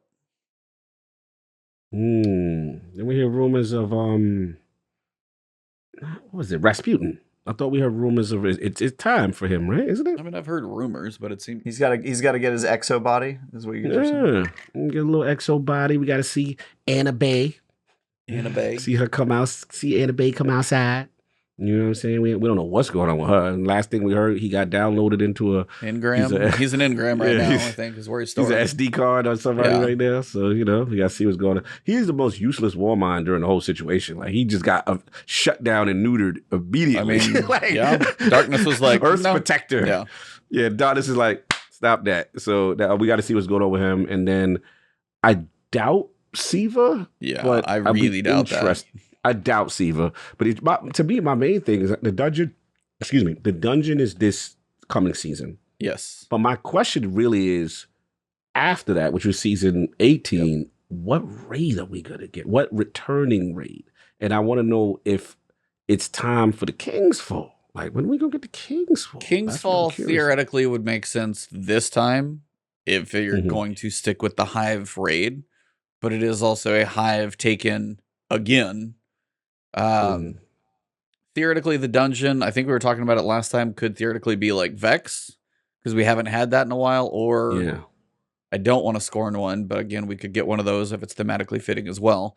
But for the raid, it's like, I would like to see the complete shift of Wrath of the Machine.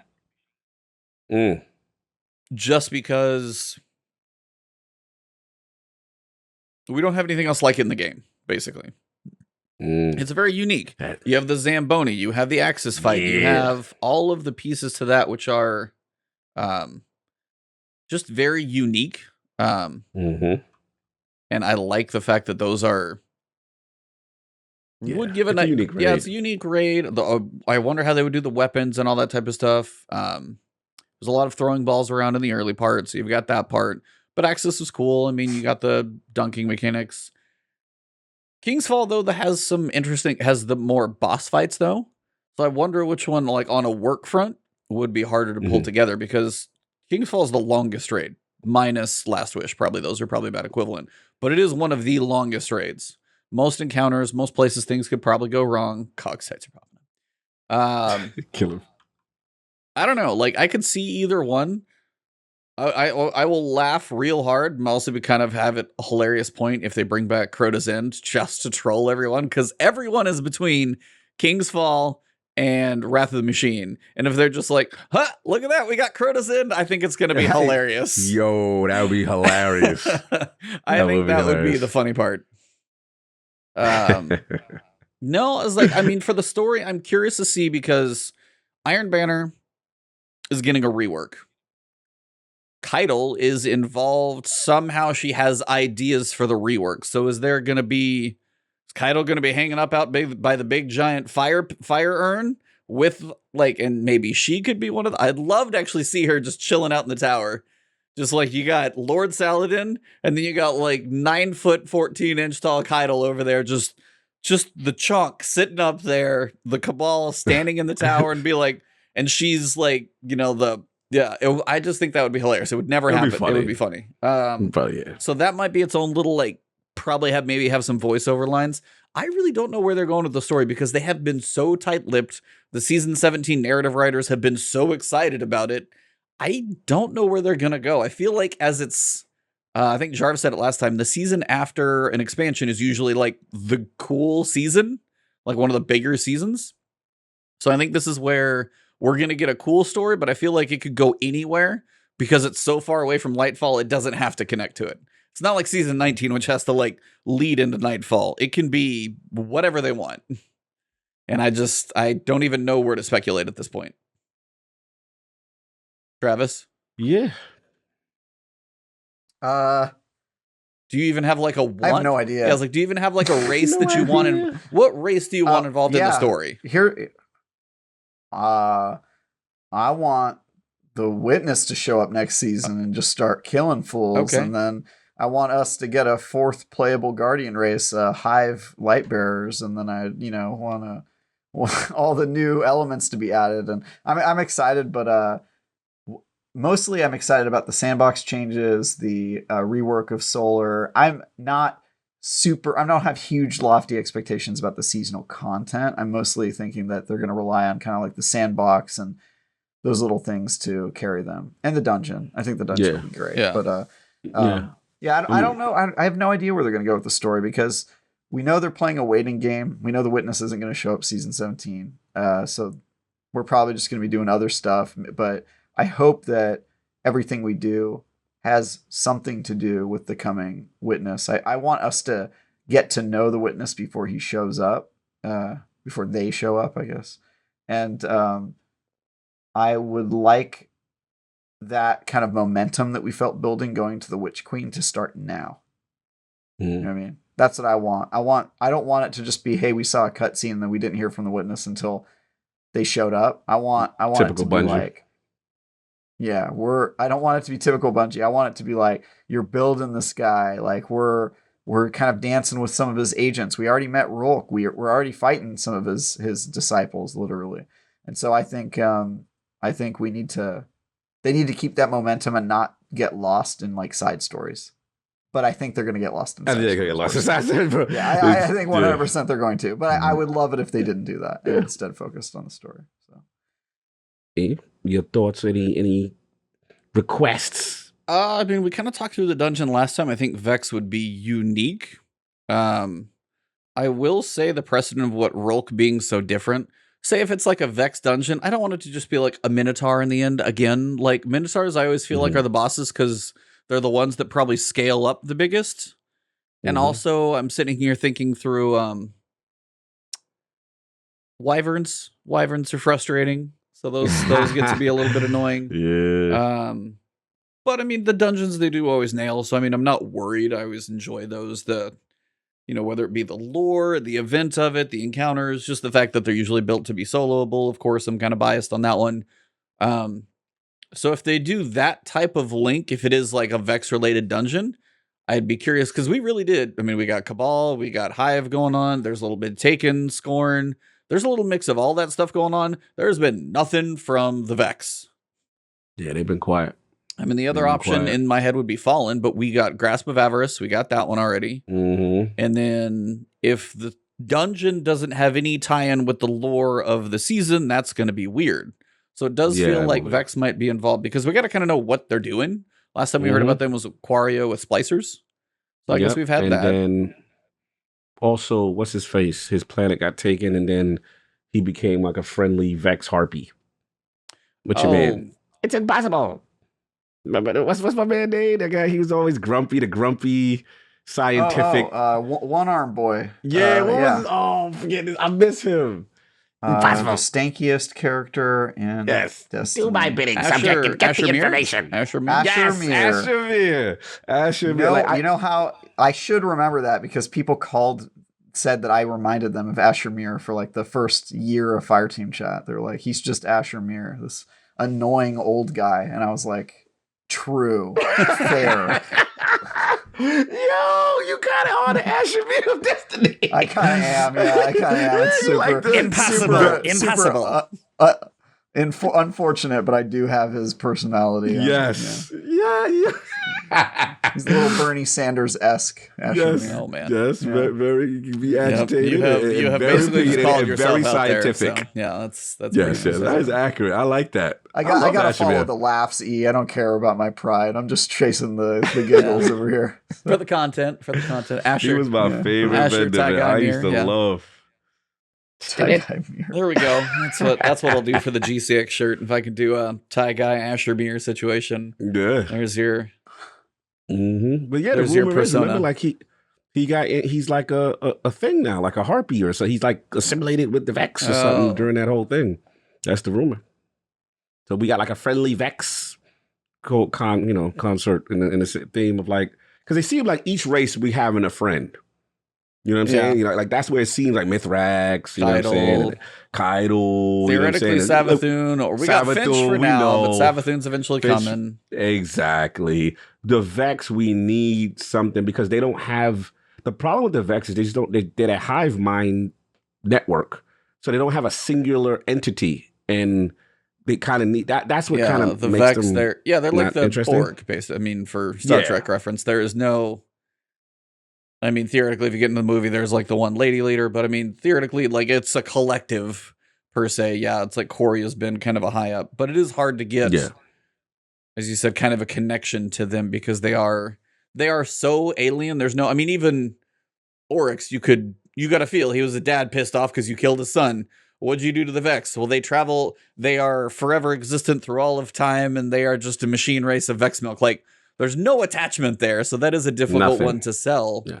Which is why, like, the Hive and the Witness, and, you know, I'd be cool if they did some crazy other, you know, crazy disciple, like, weird boss that comes into play out of nowhere. So that'd be dope. I'd be happy to see more unique bosses. New.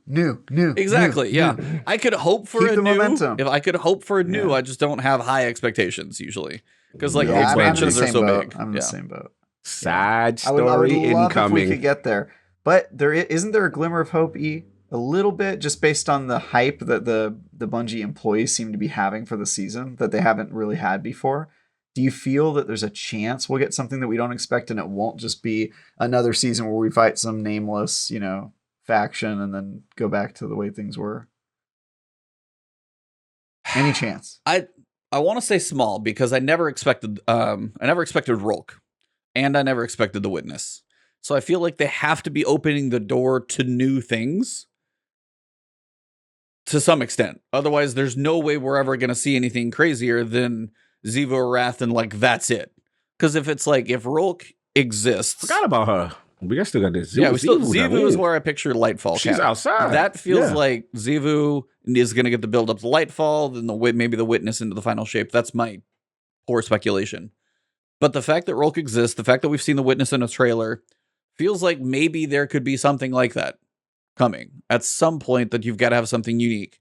If there can be, I don't know, if we go into the pyramided ship on Europa, for example, because we did a mission in there, which was really cool and enjoyed it, you could theoretically also have a dungeon based in a pyramid ship, and who knows what else has been locked up in a pyramid somewhere. I mean, I could see them go in that direction, which would be cool to keep it unique. I think that would be expecting a lot right now, but if they could do it, I'd love it. I absolutely would. So, yeah, I don't know. I think next week we got Iron Banner coming. So they'll do next week fairly quiet. And then the final week, right when I get back from seeing my brother in Austin, is when they're going to drop trailer, TWAB. It's literally the week before is when they drop our seasons. So next week is going to be Iron Banner, week 2 of Guardian Games, kind of chill vibes, and then do what you got to do, farm your machine guns, get all that stuff out of the way. And then the final week, which is 17th is going to be the final week. And that's when I think all the season stuff's going to explode, because they won't say anything until they do that trailer. Now, would I love it if they literally only talked about Sandbox, only talked about this stuff, and actually did no marketing for a season and just said, download it and log in and see what happens? I know they won't, but I wish they would. One time. It's like you don't want people to play the game. How do you think people find out about the new content? You don't think as soon as people log in, it would be spoiled everywhere? Every article, IGN would be like, the new season is this, that, and the other. It would take 5 seconds, I'm sure, and all of the people who get pre-access to it would publish at reset on the 24th. It would be out there. But just to be able to have access to log in and not know and just be like, all right, where are we going? Ibantis, I don't know if you know this, but news isn't news if it already happened and is out and anybody can play it. You know what I mean? They have to build hype before. I know that. I literally said it's not going to happen, but I wish once it kind of would. That's all I'm saying. You are like you're such a hipster. You're like a bane to a marketing team. You no, bro, they can't do anything with you, man. No. How are you the first Amish Destiny player? How is this? What? Possible. I don't even understand. That's not your best reference, I'll be honest. But you just don't want to. Shout out real quick to Colin Wheeler at Hot Love. Love the podcast for months. Thank you for the hard work. We are very happy to have you here, Colin. Thank you for the listens and the enjoyment. No, I get his point. No, but it's just it'd be one of those things is a big mystery to figure out where this that would be something for Final Shape. Because that is going to be the last expansion of this season. And if they're like, hey, we're going to fight the Witness and this is going to be the campaign, yeah, we probably expect that. But on the other side, it'd be nice not to have all the information going in. And I know they have to sell it, so I know it makes 0 sense. That's just a preference of, let me play a game and not know what's going on when I play it. And I know what this is. And this is your single player sensibilities are kicking in. Yeah, and I know it's not ever going to happen, so I accept that. It's just I get it. You like the surprise. You like to not know. You want the big reveal. And it just, I feel for you, bro. I do understand where you're going, but it ain't never going to happen. I accept that. You work in the wrong industry. You have to cover the news. I know that. That's why I'm saying it's a personal one, and I know it doesn't make any sense. I've fully accepted that. You guys, I get it. I get it. You're an idealist to the bitter end. yeah. I was like, I'm gonna see that stuff as soon as it comes out. Break that trailer down frame by frame. You know it's gonna happen. Yeah. But I was TK just got you. He said, no. TK doesn't understand. TK says, you as an individual can choose to avoid any spoilers or marketing material. No. You can, do that, TK. Ebontis, Cog, and myself cannot do that. We have to cover the game. But then you won't be spoiled, E. Yeah, he won't be spoiled. Listen, do the honesty. Just stay low. Just stay low and then boot it up and then do content. Yeah, that's not the smart business decision. So that's the other side of me. He won't be spoiled, but he'll be looking for a new source of income real quick. You haven't published a video in 2 weeks. You have published your video on the first day. But YouTube's not going to like that very much. Algorithm doesn't like that kind of thing. So no, that's not really an option. Go play nice. But I feel all hail the algorithm. All hail the confusing as hell algorithm. But that's just, I mean, as I said, it's a personal want to, like, you know, first time I saw Stormvale Castle in Elden Ring is like, that's a cool moment. Remember so I told you, single player sensibilities. So that's the idea. Like, if they walk a balance of not giving us too much, that's what I like. That's where it's like, not for you. You know, if you can. You felt Witch Queen trailer was marketing was too much. What part annoyed you with Witch Queen trailer marketing? Witch Queen was reasonable. Okay. But they didn't show Witness. No one knew Witness. Right. Bro. Didn't know about the Witness. Didn't know how we were going to get told the whole story. Didn't know the backstory. Didn't know the turn. Everybody expected we were going to. They did spoil Guardians. Hive Light Bearers. Yeah, the Hive Light Bearers would have been cool. Like, that would have been. Yeah. And we did know, damn it, she got out of the crystal. We did know that. Yeah, but I mean, that was the end. Mara didn't hold her down. Yeah, that was the end of the season. So you know, I would say Witch Queen was better than Forsaken, because Forsaken was one moment. They could have been like, hey, you've got, you know, Aldrin Sov letting out the Barons and all of those things. And you could have, like, you know, maybe a mystery as to who got shot or something like that. But it's just the fact that it was in the trailer. Who shot you? No, what if it was a mystery of, like, no, but it was like, it was faded out. And it's like, one of the Vanguard could have been the one shot as opposed to knowing it was Cade. Like, then you still have the marketing guy, but then you got to go find out who it is. Witch Queen was. Who done it? Yeah. Who done it? It's like, yeah, you're going into Agatha Christie murder mystery there. But yeah. No, it's like, Witch Queen was not. Witch Queen is not quite as egregious as Forsaken in my book. So Forsaken, yeah, I remember the fight season. You were disgusted. You were like, "What? They gave it away." It was the premise of the expansion. It was just a personal preference. No, ride on it, bro. Stand on your square there. You look. You're allowed to have a personal preference, but you should also not be offended when somebody asks you to explain your personal preference and give any justification. Yeah, it's because I don't want, like, what is the one? It's like going to see a very specific Marvel movie and then being shown a very specific moment. And there's, like, in Avengers Endgame, for example, I could pick two, and if you show me either one of those, I'm gonna be mad. It's like in Forsaken, we got one. Yeah, it's like very beginning of the game, but I don't need to know that before I even get there. Like, I don't want to know in a movie. That's why, like, movie trailers, Star Wars: The Force Awakens was one of my favorite movie trailers because it showed so little. But also, it was like, it's 100% a Star Wars movie, but didn't tell me what was going to happen. It gave me, like, inklings and ideas, but didn't spoil anything. It wasn't like, well, we know this about... Actually, all Star Wars movies are like that, which, in fact, Star Wars even does something where they add fake scenes that aren't actually in the movie trailers just to throw people off. So like that. So I agree with you holistically, but I also think, like, there's a certain amount of information you have to know if you want to even buy something. And I get that, like, but it's just like, it's walking the line. Where, like, do you go and see movies without knowing what genre they're in? You're like, I wonder if it's going to be a Western or a horror movie. You just buy the ticket based on the name and you just go completely blind. Of course I don't do that. And that's why I said, like, Witch Queen was a better balance of that than I felt, you know. Yeah, the Hive Guardians would have been a cool surprise, but, you know, there was things that we didn't know were going to happen that we got later on. So I felt like it was a better balance, personally. Yeah, shout out back. He said they had to fire up the community before saying how pissed off most were. That is true. I remember people saying, "Yo, I'm buying Forsaken." Yo, they did that to Cade. Like, hunters were pissed. Like, the whole it was a thing. People were like, "Yo, I love Cade." And let's be honest, Cade was low key a crutch to the series in the sense that he was so beloved. Yeah. Like he carried D1 for a lot when they didn't really have good storytelling beats, and he would just come in and crack his little jokes and be funny. And Taken King, like he carried a lot of Destiny. So I get it.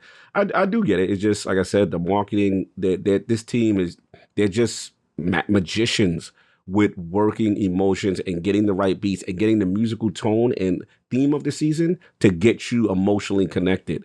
And yeah, I think the train will continue to ease disgust. I understand it, and it's just, again, like, it's a person, and that's why I said I feel like it's been getting better, where we've been getting teases in some, but not all of it, which I appreciate. So there you go. Yeah, now we get all of our news through leaks. Yeah. Yes. Through that's how I found out that there were going to be Hive light bearers. Remember the big old leak that happened like 6 months before Witch Queen was announced? So I found out about it. Yeah. Yes, sir. So yeah, trying to avoid the leaks if possible. Then you get to a point of, trailers versus leaks is a whole different matter entirely. So, well, that is about all we got. Just us. The next couple of weeks we have some very good guests coming. We've got 2 PvP focused, very good content creators. We've got Shadow next week. If you guys know him, I know he just cracked 100,000 subs. Does some very cool content, myth busting and other stuff. And then we've got Castle coming after that. So 2 very good guests to talk about basically the hype into whatever we know. And then on the 19th, which is going to be right before the season launches, that'll be Castle. So that'll be like trailer, TWAB, whatever they do in between there. So we've got a couple of cool ones coming. So I just wanted to let you guys know what to know for the next couple of weeks. But yeah, it's always fun just to chat with the 3 of us and just mix it up for a little bit, get off on random topics and speculate, give each other a hard time. You know, I'm going to have to go edit the opening of the show. And if you missed it, well, hopefully it's going to be gone sooner than later. That's getting deleted. Yeah, that's going into the content vault. I gotta make sure we don't get demonetized if nothing else. So yeah, he throwing our lost tapes into the vault. Yeah. Hey, I got no stake in this. I'm not drawing a paycheck, so it's like, the hell with your viewers. Like, I'm just here to throw a wrench into things. But I'm just here to get you shut down. Thanks, bud. Appreciate that. It's gonna be really hard to host this thing in the future. I will. Now you know why Fireteam Chat ended. They all got tired of hanging out with Travis every week. So they're like, "About this guy." That's right. But yeah, like as we always do for a wrap up, can you tell us what you're working on, or is it the next big secret, Travis? What you got? Me? Yeah. Yeah, I think I mentioned at the top of the show, but I'm reviewing Evil Dead. I'm doing a preview for some other games. Yeah, it's sort of a quieter season, so in the reviews world. So I've been getting some stuff done. I'm still the highest volume reviewer at IGN. I know, that's actually really awesome. Is it pretty impressive. Is it by volume of views or like number of games or both? Number of games reviewed. Okay, yeah. And actually, the next person behind me is like at 4 or 5 reviews. I've done like 15, 16. Damn. Yeah, this year. I'm pretty high up there. Yeah, I was like, they need to all this crap that you've had to deal with. I feel like at some point, what's the game? Is there anything like, what do you want now that Halo went to Ryan McCaffrey? I knew obviously nobody's stealing that from him. No one is stealing that. But is there anything, all these, like, all the pain that you're putting in? Is there anything you have your eyes on? Like, hey, when that thing I've heard about, can I get that? Like, is there one that you do want at some point that you've heard of at least? Yeah, I mean, even if there was one I wanted, I don't think I would get it, to be honest with you. But I will say, the one game that I'm lucky to review, and it seems like I will continue to be able to review it, is Destiny. So I kind of have my game. I get to review Destiny every year when it comes out. That's dope. Like, yeah, I'm the expert on it. It makes just sense for me to review it. So I already get my dream game. And honestly, I don't mind reviewing bad games. Some people it really bothers. To me, it just, it makes me roll my eyes a couple times. I have a laugh. And then most importantly, I get to go out and tell people to not play it, which I think is a valuable service. Like, you need somebody like that, because be like, this game is terrible. Don't waste your time on it.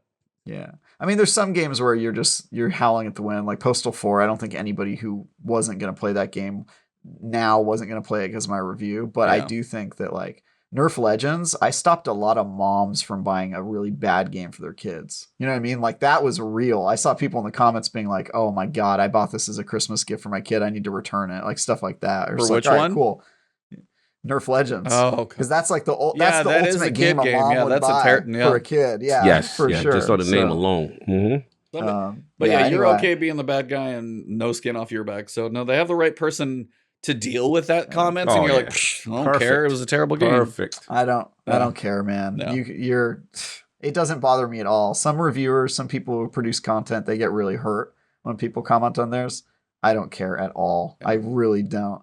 That's something you learn about yourself when you start making content, is like how you react to negative feedback. Because apparently I'm just a sociopath.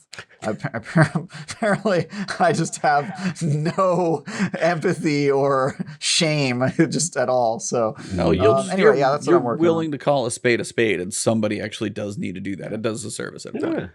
Yeah, it's a service, man. Also, this last episode of Bitcast was our 200th episode. Yep. Which obviously I take full credit for all 200 episodes. Somebody who was on the show for that happened with Fire Team Chat too. I was on the show for like 30 episodes, and there was like episode 300, and I was like, "What up, guys? It's me. It's all me." I was here for like just about a year. Thanks.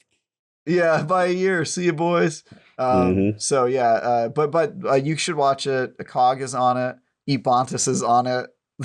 You guys both were on that episode. Yeah, I don't think you were on at the same time. No, I can't. I was very early. Like I was like as soon as y'all went live almost. No, I was. I was at the very end. Yeah. I was cooking and I jumped in at about 11-ish. Nice, I was about an hour after start, hour and 15 or so. Dope. I was getting some stuff in the oven and I was like, all right, I'll get in line for my spots of chat and stuff. And somebody came in and like it was Brap came in, I think, and just like came in with the Casey Kasem voice and just like took over the entire thing for a minute. I was like, all right, I'll just wait. Yeah, it was pretty funny. Yeah.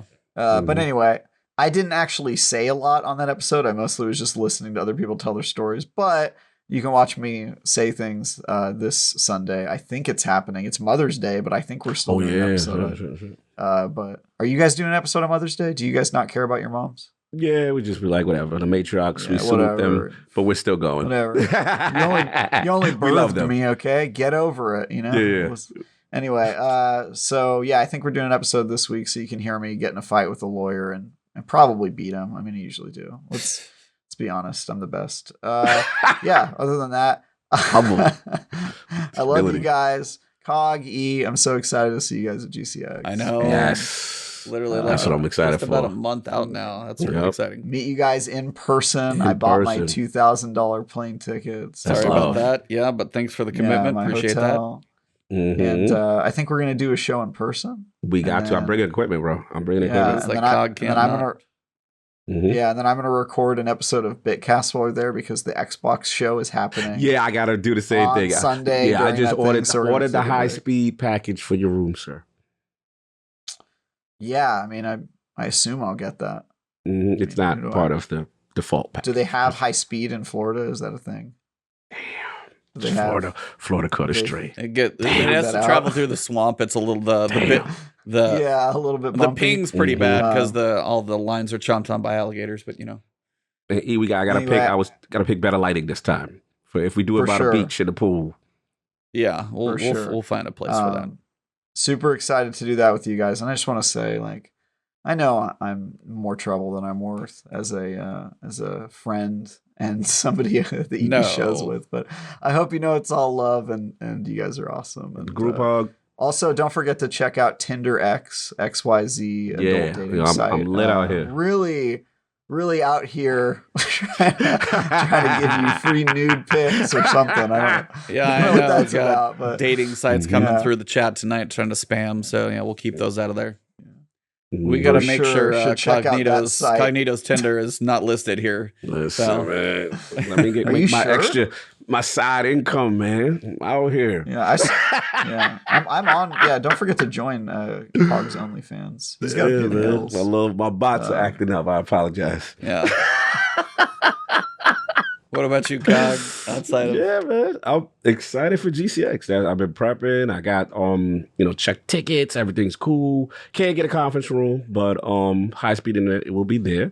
And then we got days we gonna hang out. So I'm excited about that, to see everybody. Back for Dead is in the chat. He's gonna be there. Nice. A lot of the clan gonna be there. Good to see everyone. As far as Duke, got things cooking, getting ready for the Bethesda, Microsoft stuff as well. ILP, tons of stuff cooking. So I'm excited for that. I'm in the same position as Trav. I'm going to have to bring the laptop, bring all the stuff, because I'm going to be actually jumping into my own show on Sunday. So I can't party too hard with y'all on Saturday. Now I'm gonna get my drink on, I'm gonna chill. Now but I can't go make you party extra hard. You can just get into the Advanced Saturday. GG after party on Sunday night after the show. Powder, get that. Make sure you get your powder. It's gonna be lit. It's gonna be a powder party. You got to participate, Trav. We're gonna have the powder for you. I am going to make sure that you have a great lighting and microphone on Sunday morning from your hospital bed. I think you're gonna be really after he gets his well. stomach pumped from alcohol poisoning. It's gonna be interesting. It'll be a great first live stream from an ambulance. It'll be great. Bro, it's gonna be interesting. But yeah, I got 2 shows to do on Saturday. We got the live show for the Xbox Microsoft Bethesda conference, and then I think Maddie wants to do something. So we'll see. We'll figure it out. But I got all my equipment ready, and we definitely have to do some form, even if it's already recorded. Last word, all 3 of us together record, even if it's just an impressions live at GCX. I want margaritas in hand. I want beach backdrops. I want Travis out there with the suit in the hot sun, because he's going to die in that Florida. He don't know what that Florida he's about to do to him. Yeah. He's going to die in that suit, and I want to see it. I've been in the Middle Eastern deserts in a full suit. I think I'll be all right. Let's go. I'll be okay. Let's go. Let me see. E bringing the dad Crocs. What you doing? I've never owned a pair of Crocs in my life. What the I had to tease you. I will wear. He wears cowboy boots. I've never owned a pair of cowboy boots either. Thank you very much. That would be wild funny. Like if you, let's say like seriously, never. I've never put my foot in a cowboy boot. My calf wouldn't fit in a cowboy boot. Are you kidding me? Big calves. Ain't fit. But wear the hat though. The hat. You should embrace your Texas. You own a bolo tie and a pair of spurs. Personally, the only thing I've got is the assless chaps. I'm sorry. No, I'm just kidding. Don't bring that. Do not bring that. We're talking about the sponsors. Assless chaps and a thong for the pool. I'm good to go. I got the Speedo for the pool. But rather we bring the go figure. Don't bring that. But anyway, it's gonna be lit. I'm really excited to do that type of a show with y'all. That should be fun. Like all 3 of us together to be Trav. I meet him for the first time in the flesh. No, I've not met any of you guys. Yeah. No, I gotta give him a hug. We just gotta give Travis a hug. Yeah. And every time we give him a hug, we're just gonna give him a bear hug and then just pop his back. Yeah, just squeeze him. Just gotta squeeze him. Somehow I have a feeling you guys are gonna be shocked at how short I am. It's really I've got the body of present day Bernie Sanders for sure. You guys are gonna be alarmed. It's gonna be great. So I'm very excited. It's gonna be good. I haven't met anybody I stream with or podcast with. Ames or Richard Ho. But you met Teddy. Teddy probably might be coming, right? Might be. I met allegedly. Teddy in real life. Okay. That's true. Okay. That's true. He stayed at my place for a week. Yeah, you did say right. But everyone else, will be your first time. That'll be dope. Yeah. Everybody's gonna meet everybody. That's right. E, what you got going on? We head out? In between Guardian Games content, just potentially either streaming some Destiny or working into my next indies. And then, of course, just happy to have some advanced GG hydration. So this is the non-caffeine. No excuse, Trav. Trav, no excuse. Get the powder now. You got to get it. Yeah. No addiction, no fix. Yeah, totally, for sure. Powder. 8 ounce on the cut. You good to go. Wipe your nose. Wipe your nose. Save 10% with Cody Bontis, Code Iron Lord, you know what I'm saying? Powder. Code Tie Guy. Code Tie Guy fits too well, man. Yeah. That's like perfect. Tie Guy, Code Tie Guy. That's like the easiest one. I don't think you want me slinging powder. I look like the guy who does too much powder is what my role is. I sample my own product. Perfect marketing. As long as you don't go partying with that one congressman I saw on the news doing some stuff, you're probably okay. So I'll sell it out of my briefcase. Pop open a briefcase. It's just filled with. You got little white little bags of white powder. You go through airport security and they open and they're like, "We're gonna be here for a while, sir. We're gonna have to test every one of these." That's right. Listen, man, It'll be good. That's gonna be fun. Well, if you're in a suit the entire time, you are definitely gonna get a little toasty. Nice thing about the Leviathan / Rosenshingle Creek is it is all indoors, so you won't technically have to go outside. So it's up to you. That's the life I live already, never going outside. Sounds fantastic. That's what most of us do now, right? Mm-hmm. All right. Well, that was like the longest 30-minute outro we've ever had. Yeah, we made up the whole show for that. Yep. No, honestly, GCX is very exciting. It's coming.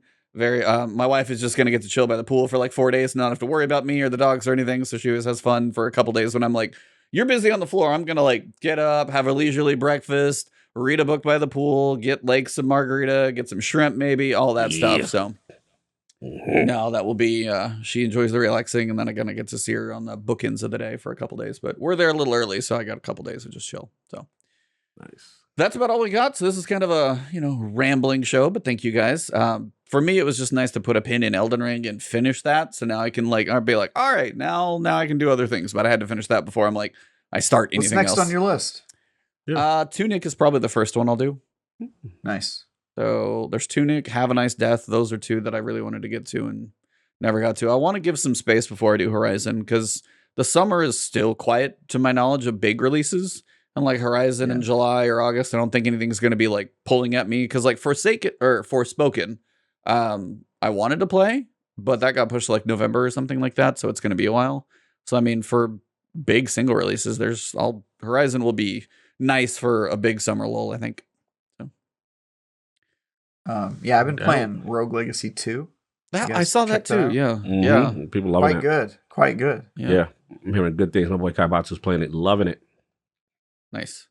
Yeah, there's quite a few on my list of smaller games I wouldn't mind getting into. So stuff that doesn't have to be 100 hours long. When you said like 8 to 10 or Trek to Yomi's like 6, I'm like, yeah, perfect. Yeah, long evening stream or something, knock it out in a day. I'm down for that. So.